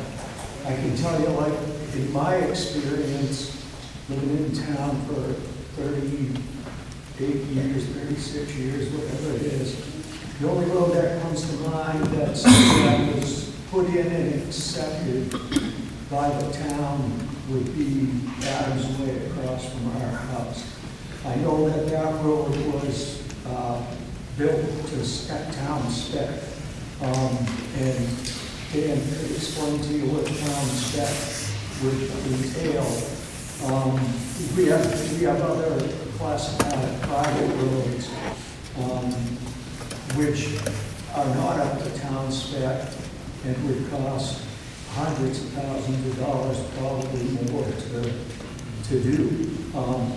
You know, and that's where you're at, where you have trucks and equipment that's in excess of $200,000 to wreck a truck on a road that's, you know, not fit to have that truck on. Yeah, I understand that logging trucks, if you look where they took those things, probably not where you put a town truck, I can tell you that.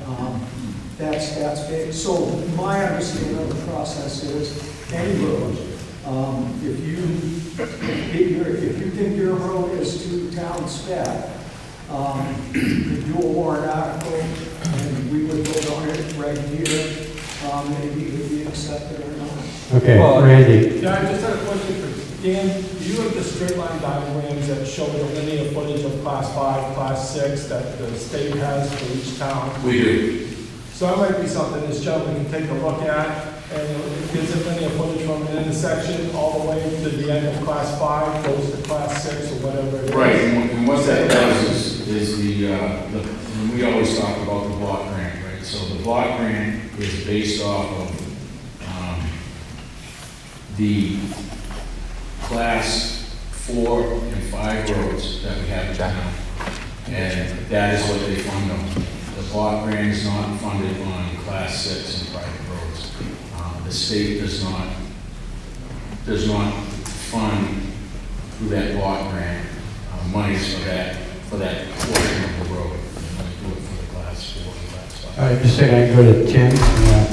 So I guess what's called, my question is if a town's been adopted by the town, or if a road's been adopted by the town, wouldn't it therefore be up to the town specifications? Because somebody can't just build a road and say, this is a town road now.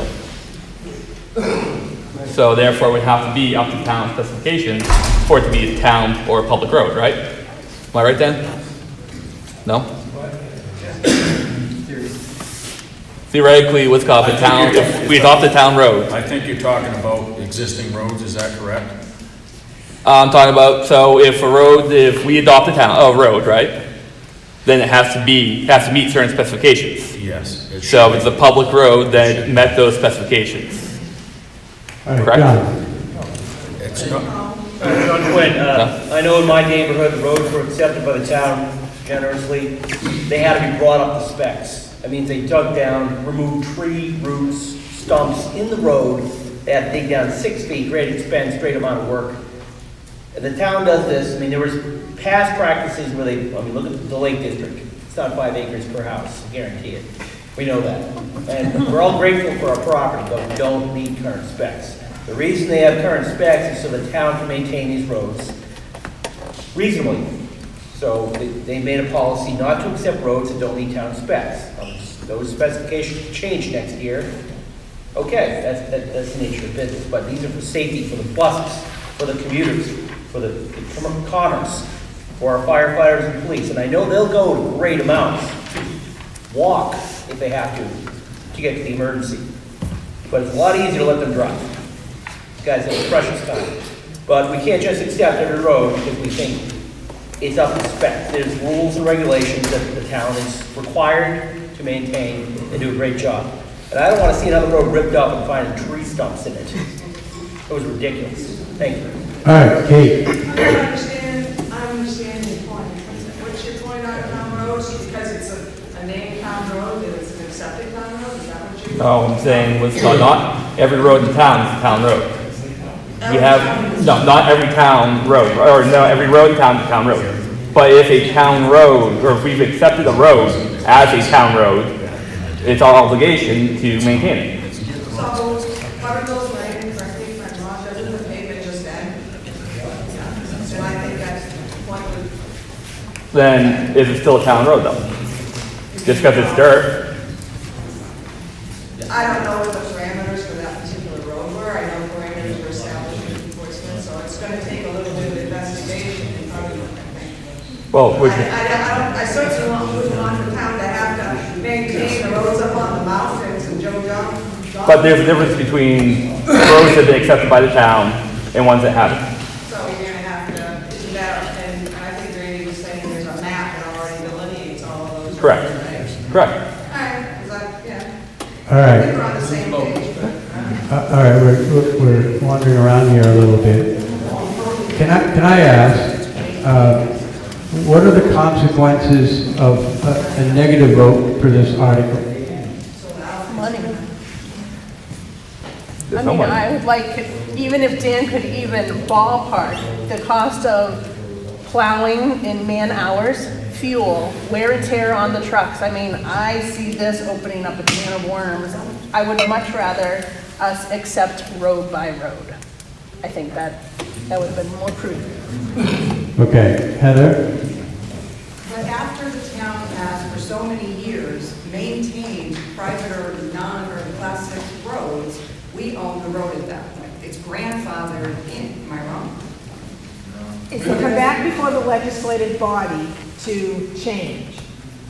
So that's what you're asking. And I'm not saying that we've accepted the road or anything, I'm just stating back to 1978, the town voted to not maintain, it was John Jones Road and then New Portsmouth after 50 feet after the pavement. Well, yeah, that's not what this article is asking. But I'm just pointing to what the reference is into regards to why this is back on here. What roads are going to be impacted if this passes? That's the only one that's impacted, that I'm aware of, that's going to be impacted. All right. Joe? If we vote no on this, there's certain roads in town, Deer Run, I think you can think of one. The one goes up on the mountain. There's a difference between private road Access and road, they can all become now. they have to be accepted by the town though. Right. That's what I'm saying. Yeah. If we vote no. Right. And it could cost us money to do this. I mean, if we vote no on this and keep this where it is at now, these people having the situation, they come to the town next year in the same format and put forth a warrant article to try to get something done for their property, or that road down there off their run. They can come put forth a petition warrant article. All right. If they end up classifying it as class 6, which they are not maintaining it for, we've been there 4 years, so if we get to one more year, they can classify it as a class 6, and then we have What to. they're talking about is a class 6 road. It's a class 6 road. All right, let's keep it through the moderator. Are we all confused? Yeah. So can I get a restatement of why this article is on the warrant? What is the concern being addressed by the article? Help people understand. We had a situation where the resident came in and stated that his road was not being maintained. And stated that, which had been, but hadn't been maintained and complained. And when we looked and researched into history, it stated that that section of the roads was voted to not be maintained back in 1978. And We have looked through records, and we're in the process of looking through records where that has changed. And we have yet to find anything, but that's still in the process. So let me just clarify. Does that mean this article is essentially belt and suspenders? You're looking for a revote of something you think has already been voted relative to John Yes. Jones Road? John Jones and Portland, Okay. And yes. so this article were not to be voted, not to be approved. You would more likely go look, and I remember seeing the list of roads and the classifications and so forth, and come back to the people next year with a specific list? Sure, yes. Yes, go ahead. Or could we amend it so that you can specifically put what road you were talking about, as opposed to just grandfathering in every single road that may or may not apply?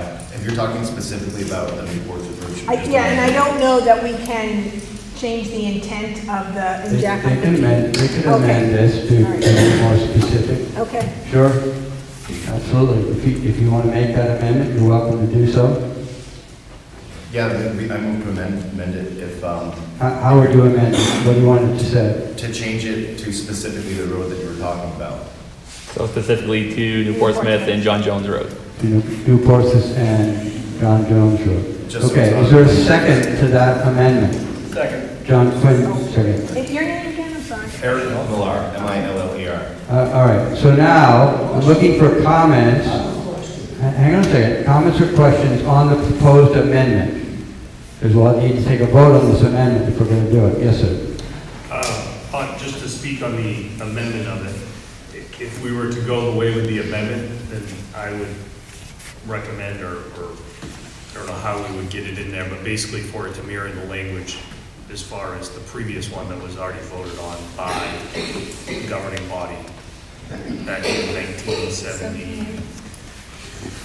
That way there it says 50 feet past X. If we're going to specify I a see. road, then specify the Right. exact language from the Make it previous one. specific. Yeah. So right now, John Jones Road is general is part I of that believe it road. says all of John Jones and then 50 feet past what was the Snyder property on New Portsmouth Road. Yeah. So do you understand what he's saying? You made the amendment. So we've offered a friendly amendment to. So what I'm suggesting is that if you're willing to accept that, you would be more specific yet, that it would be all of John Jones Road and New Portsmouth 50 feet past, That was what the previous one Past the was pavement. written. past the pavement on New Portsmouth Road. Are you okay with that amendment? Yeah, no, I agree. And John Quinn, are you okay with that as a second? All right, so we have an amendment to Article 30. Do you understand the amendment? Are you ready to vote on the amendment? So restate the amendment. The article would read, to see if the town will vote to not maintain all of John Jones Road and New Portsmouth Road when it be, the unpaved portion of New Portsmouth Road. It's 50 feet after the, 50 feet. 50 feet after the paved portion of the. 50 feet after the paved portion of New Portsmouth Road. So Yes, we're Frank. saying at the 50, at the paved mark, that's where class 5 That ends? becomes subject to gates and bars. That road becomes subject to gates and bars 50 feet after the paved portion of New Portsmouth Road. Becomes class 6. Okay? Sorry, so I'm confused. What about Piper Mountain Road, what about Moose Mountain Road, what about all the other 6 class roads? So this is going back to, this is going back to reference the 1978 vote that was happened. So why are we talking about? Because those were the only 2 roads that were mentioned in that vote. That's why. Right. That's why those 2 roads are being called out specifically. Yes, sir. We live on Pond Road, Gary Prescott. When we bought the house, we were in the same situation. The bank would not give us the money unless it was town maintained. 5 years after we bought the house, the town's not maintaining the road, and we've been doing this. What road do you live on? Pond Road. Oh, Pond. So, if back in 78, they did a vote, the subdivision was started in 77. Was it voted that Pond Road was supposed to be maintained, and now all of a sudden it get dropped off? When did you guys do that? Yes. Pond Road is a private road. I recall when I was selectman, we were required by the insurance company to stop any semblance of maintenance of private roads. Yes, Randy? The only thing I gotta say is we're opening up a can. Just so you know, because now you're talking an access road that a gentleman came into a meeting a couple of years ago, and Mr. Hotchkiss took care of him. These roads, they're laid out, they are easements, they're right-of-ways. That doesn't necessarily mean they need to be a town road. If we accept these things, now you're talking under drain ditches, tree cutting, and it works. Even if this, nothing against these people, but somebody in the future may go, hey, you accepted this. So let me just clarify that the amended article doesn't approve anything. The amended article simply states, by vote of the legislative body, that the town will not maintain all of John Jones Road and New Portsmouth Road 50 feet after the end of the pavement.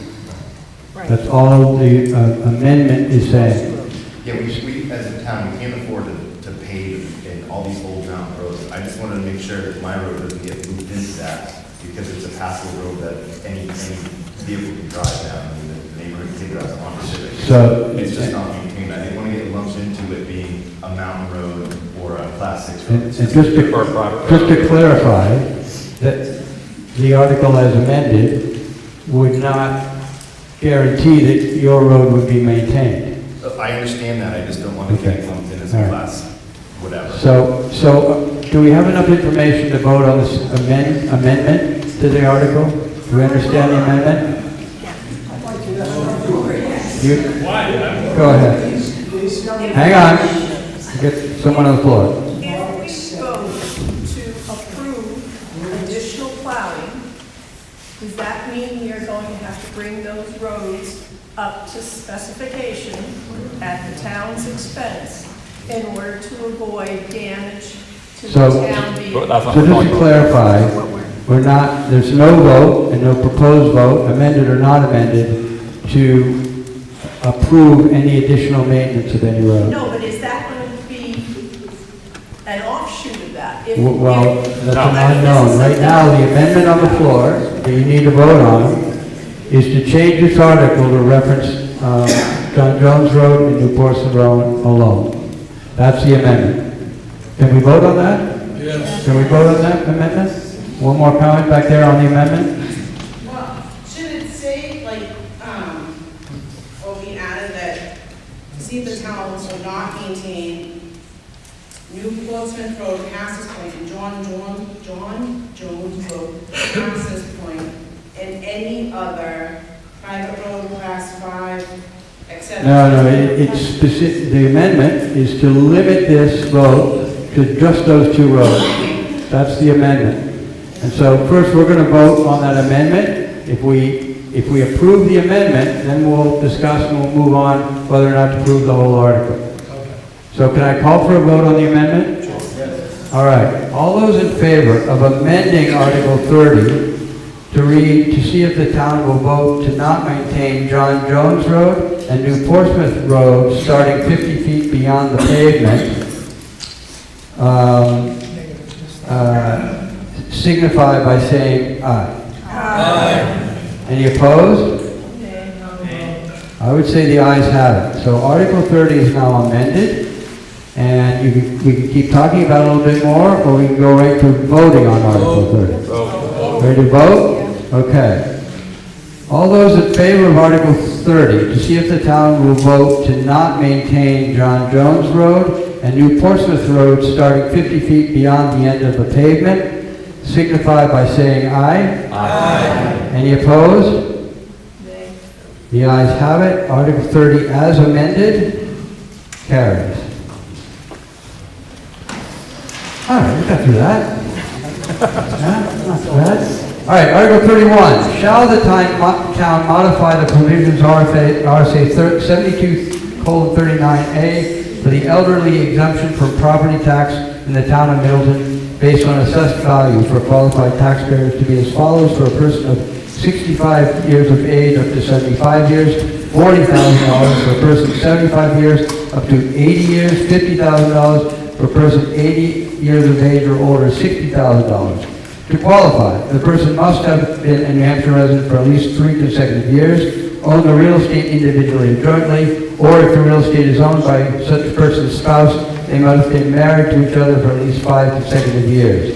In addition, the taxpayer must have a net income of not more than $35,000, or if married, a combined net income of not more than $50,000. And own net assets not in excess of $75,000, excluding the value of the person's residence. A majority vote is required here. The Board of Selectmen recommends is 4-1. There's no budget committee recommendation required. Do I hear a motion to approve Article 31 as read? I have Heather Clement and Dan Siligas. All right, questions or comments on Article 31? John Quinn. What are the current rates we have? I can tell you that. So, for the 65 to 70, it's currently 20,000. For the 75 up to 80, it's 25,000. For the 80 years and older is 30,000. Then to income, it is 30,000. 35 is actually 30,000.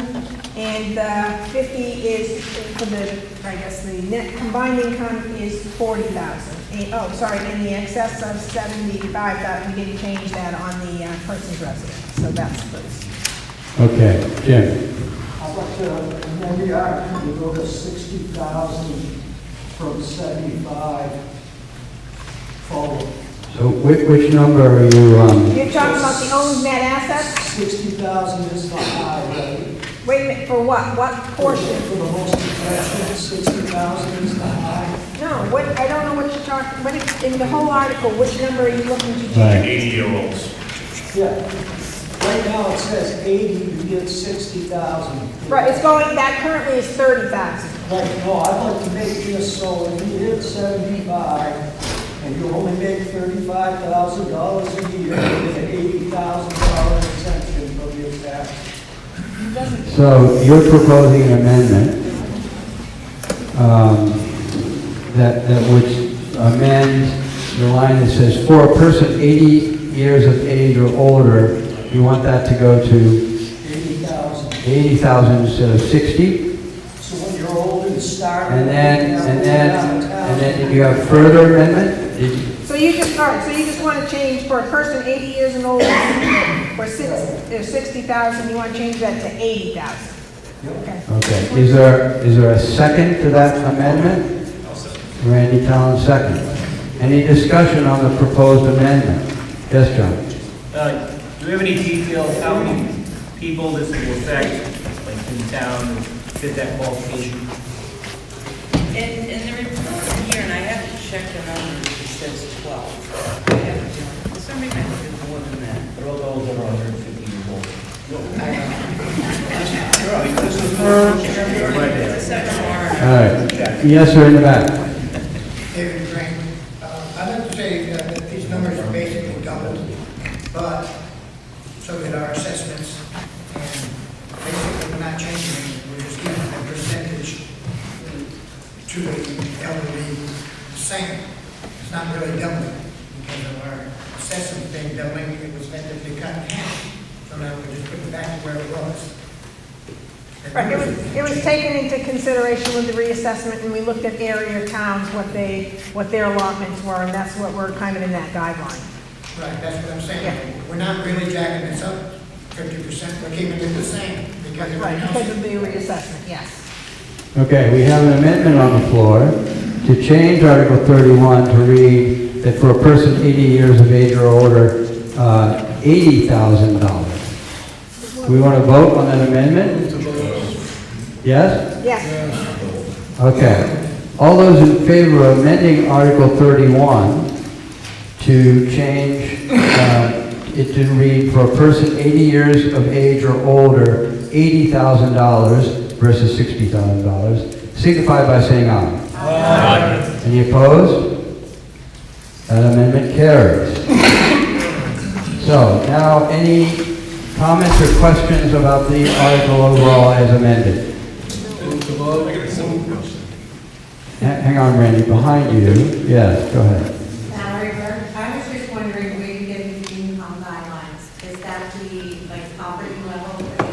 I'm sorry, where they got what? Income guidelines. Oh, the income guidelines, where do they come from? Robin for that. I don't know where that number came from. It was, in place, the 30,000 was the place I started the job. It's a good question. I don't know if there's any state standard or, there's different towns have different amounts. I was actually on the low side. But where that number comes from, I'm not sure. All right, Randy? Well, that was my question. Okay. I guess another silly one is, if it's a seasonal, is there any way of determining the difference? No, it has to be their primary residence, I believe, correct, Robin? Yeah, it's got to be their address or residence. Right, okay, John Quinn? We all know prices are going up and times are tough for everyone. We want to keep these valuable resources. They have experience, they're dedicated residents. Some of the people go back many years in the town, decades, families. It's only fair. I mean, we're not talking about people, but I think it's a good idea. Jim? I'd like to start at 75 across the board. So at 75, you get the maximum. If it's 60, 80, whatever you guys want to set for a So maximum. you're trying to amend it again? No. 80 is, you know, you're pretty old. At 75,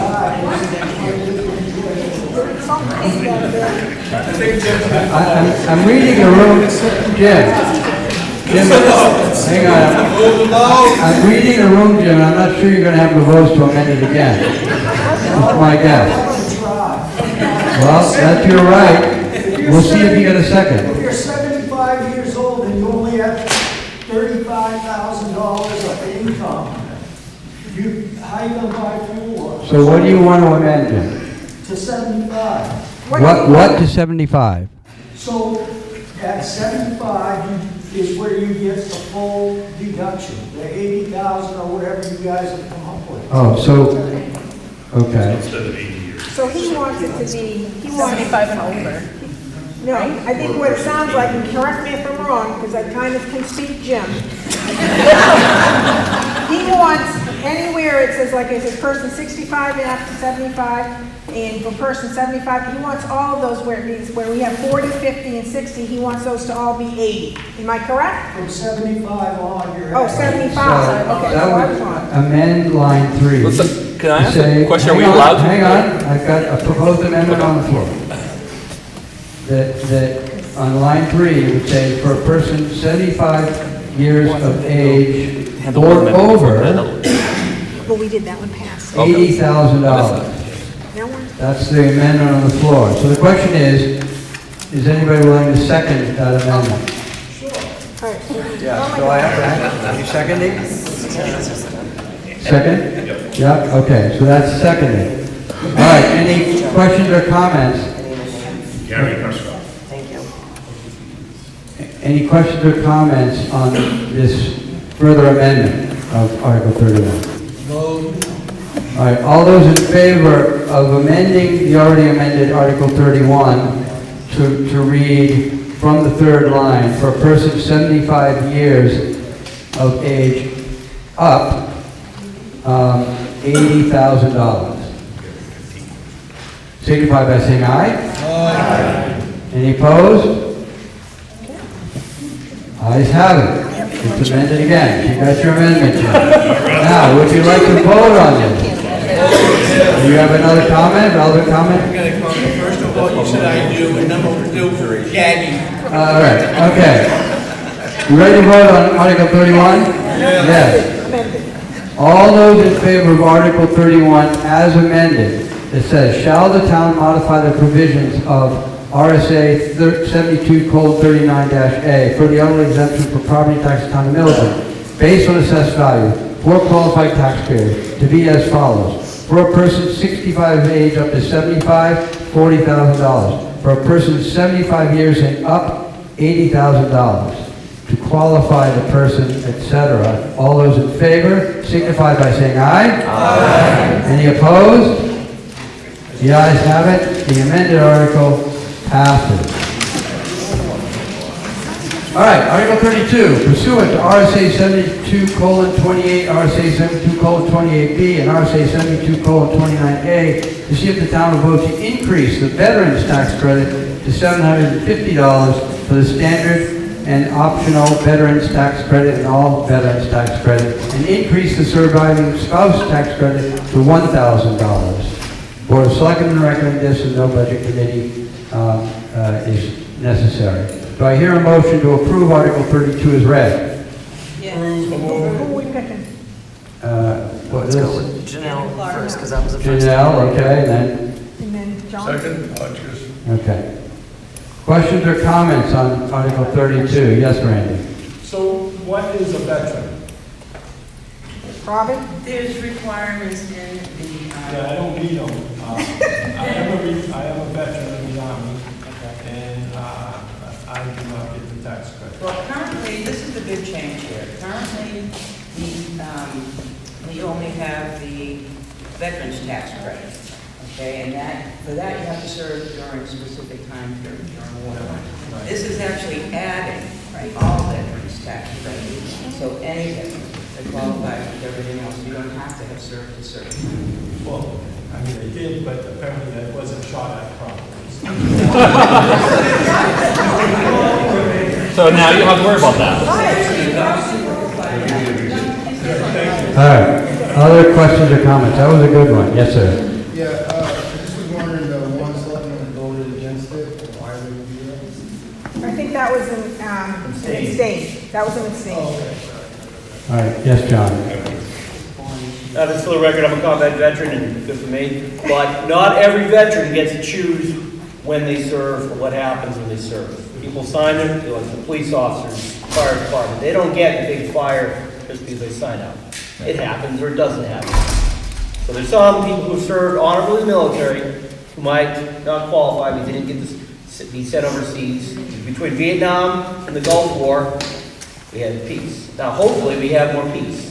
That's what we all hope for. Yes, it's good to serve. I'm proud of my service. I'm proud of all my brothers and sisters who served. And there's plenty of people there. I have uncles who did not get to go away. Good for them. But they should be considered. And that's what this, Right, does. exactly. I'm just saying, you can't choose this. No, absolutely. Okay. Regardless of whether you're overseas or you're in war, you sacrifice your time to be in the military and to support this country. So And we serve a grateful nation. We Exactly. really appreciate it. All right. Yes, go ahead. So where we have not previously adopted the all veteran tax credit, wouldn't that have been a separate warrant since it's not adopted yet? No, I mean, this was accepted by DRA. They would tell us when we submit it, they would tell us if it was not acceptable. Okay, well, I guess my worry is we passed this, but we never actually adopted the all veterans tax credit. So, because if we adopted that, we would have gotten rid of the standard and optional. All veteran tax credit takes that over. And also, there's nothing here for the total service connected disability, which I believe we do have. So, I don't know if that should be amended to add that as well. It's not changing it, it's currently $2,000.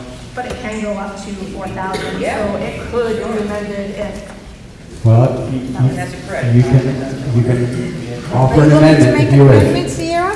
I'll amend it to add that for $4,000. So help me know what you're amending. What would you proposing this article include? To include the total server, Can you repeat what she says, because we can't hear her? sorry. Here, why don't you grab the mic? So I would like to amend this to include RSA 72:35 for the tax credit of the service-connected disability for the veterans. And I'd like to amend that to be up to $4,000. It would be a flat $4,000. Yeah, right. So is this an additional qualification? Yeah. All right. It's RSA 7235, yes. All right, so the question will be for the DRA is whether they will allow that, since it wasn't warned. So because it's an entirely new credit, and they may not, you can vote for it and you can find out and bring it back next year. You can certainly amend it. It doesn't take away from anything else. All right, so help me out here with the language. I hear a proposed amendment to essentially after the end at 1,000, it would say, and RSA 7235, service with disability, to $4,000. $4,000. Okay, so that's the amendment. Do I hear a second to that amendment? I see Jonathan Sindor seconding that motion. I'll second it. All right, we got one. All right, any comments or questions on the proposed amendment? You want to vote on the amendment? All right. So all those in favor of amending Article 32 to include language following the $1,000, help me out, can you read it off again, say it again? RSA 7235 of the service with disability to $4,000. $4,000. All those in favor of that signify by saying aye. Aye. Any opposed? The article stands amended. Are you ready to vote on Article 32? Yes. All those in favor of Article 32 as amended, pursuant to RSA 7228, RSA 7228B, and RSA 7229A, to see if the town will vote to increase the veteran tax credit to $750 with the standard optional tax credit and all veterans tax credit, and increase the providing spouse tax credit of $1,000, and as per RSA 7235, Service connected disability. it was $4,000. Signify by saying aye. Aye. Any opposed? The ayes have it.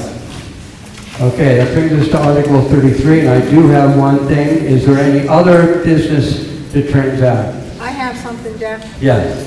So the town has received a check of $325 for a stewardship grant. This comes from the LCHIP program.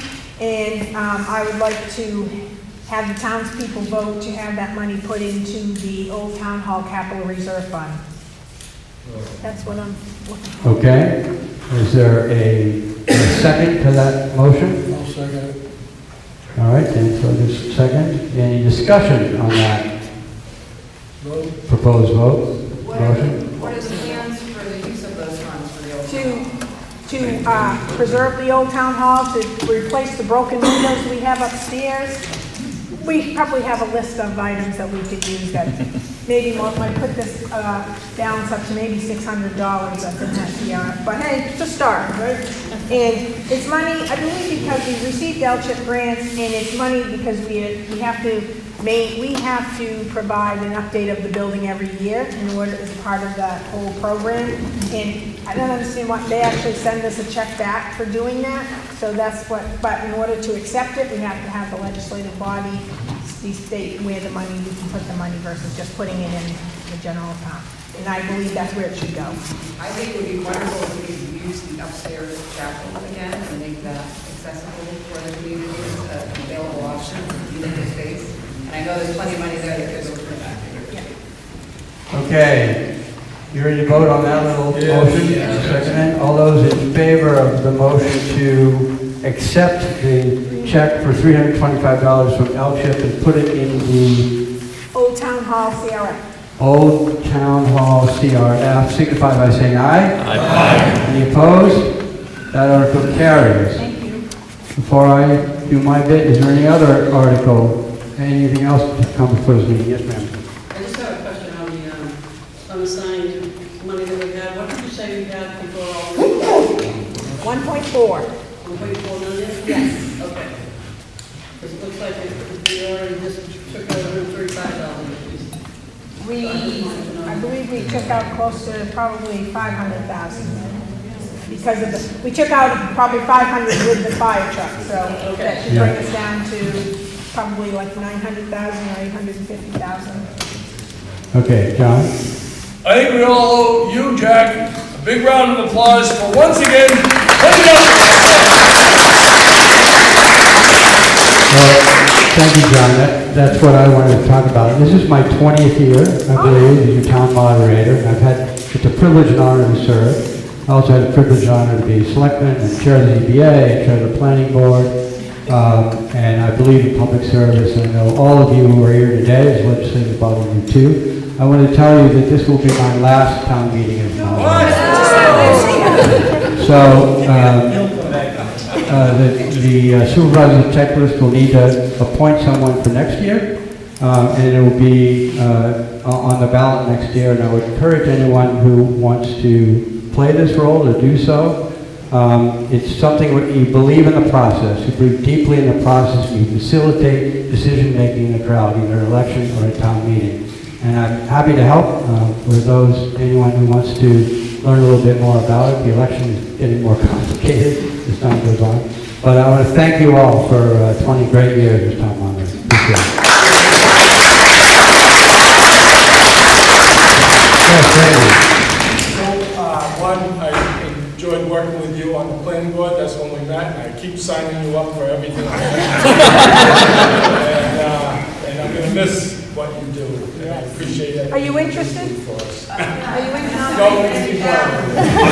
the next thing I was going to say is I always thank our fire department. There's more on here. I love what you guys do with Santa Claus, and I think the police chief would be a great one next year. And I always enjoy when I talk to our officials, and I think you all do a great job. I love our town. Keep it up. Well, thanks for coming out. Yes, John. I'm John Quinn, I'm on the planning board, I'm on the dam commission. I know there's a lot of boards in town, it takes a lot of effort. We also have a lot of vacancies, and there's been a lot of complaints, a lot of online forums, etc. It's fine. We welcome the discussion. Now, our boards are aging too, and we're not all young, we're not all 20 years old, I guarantee it. We could use the help. If you don't want to join the planning board and suffer with me, I can understand that.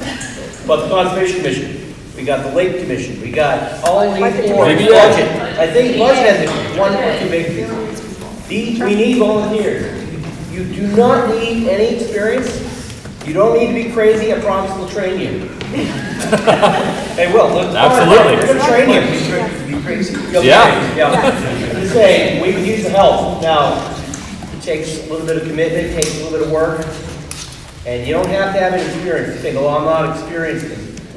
We work with it. We work with it.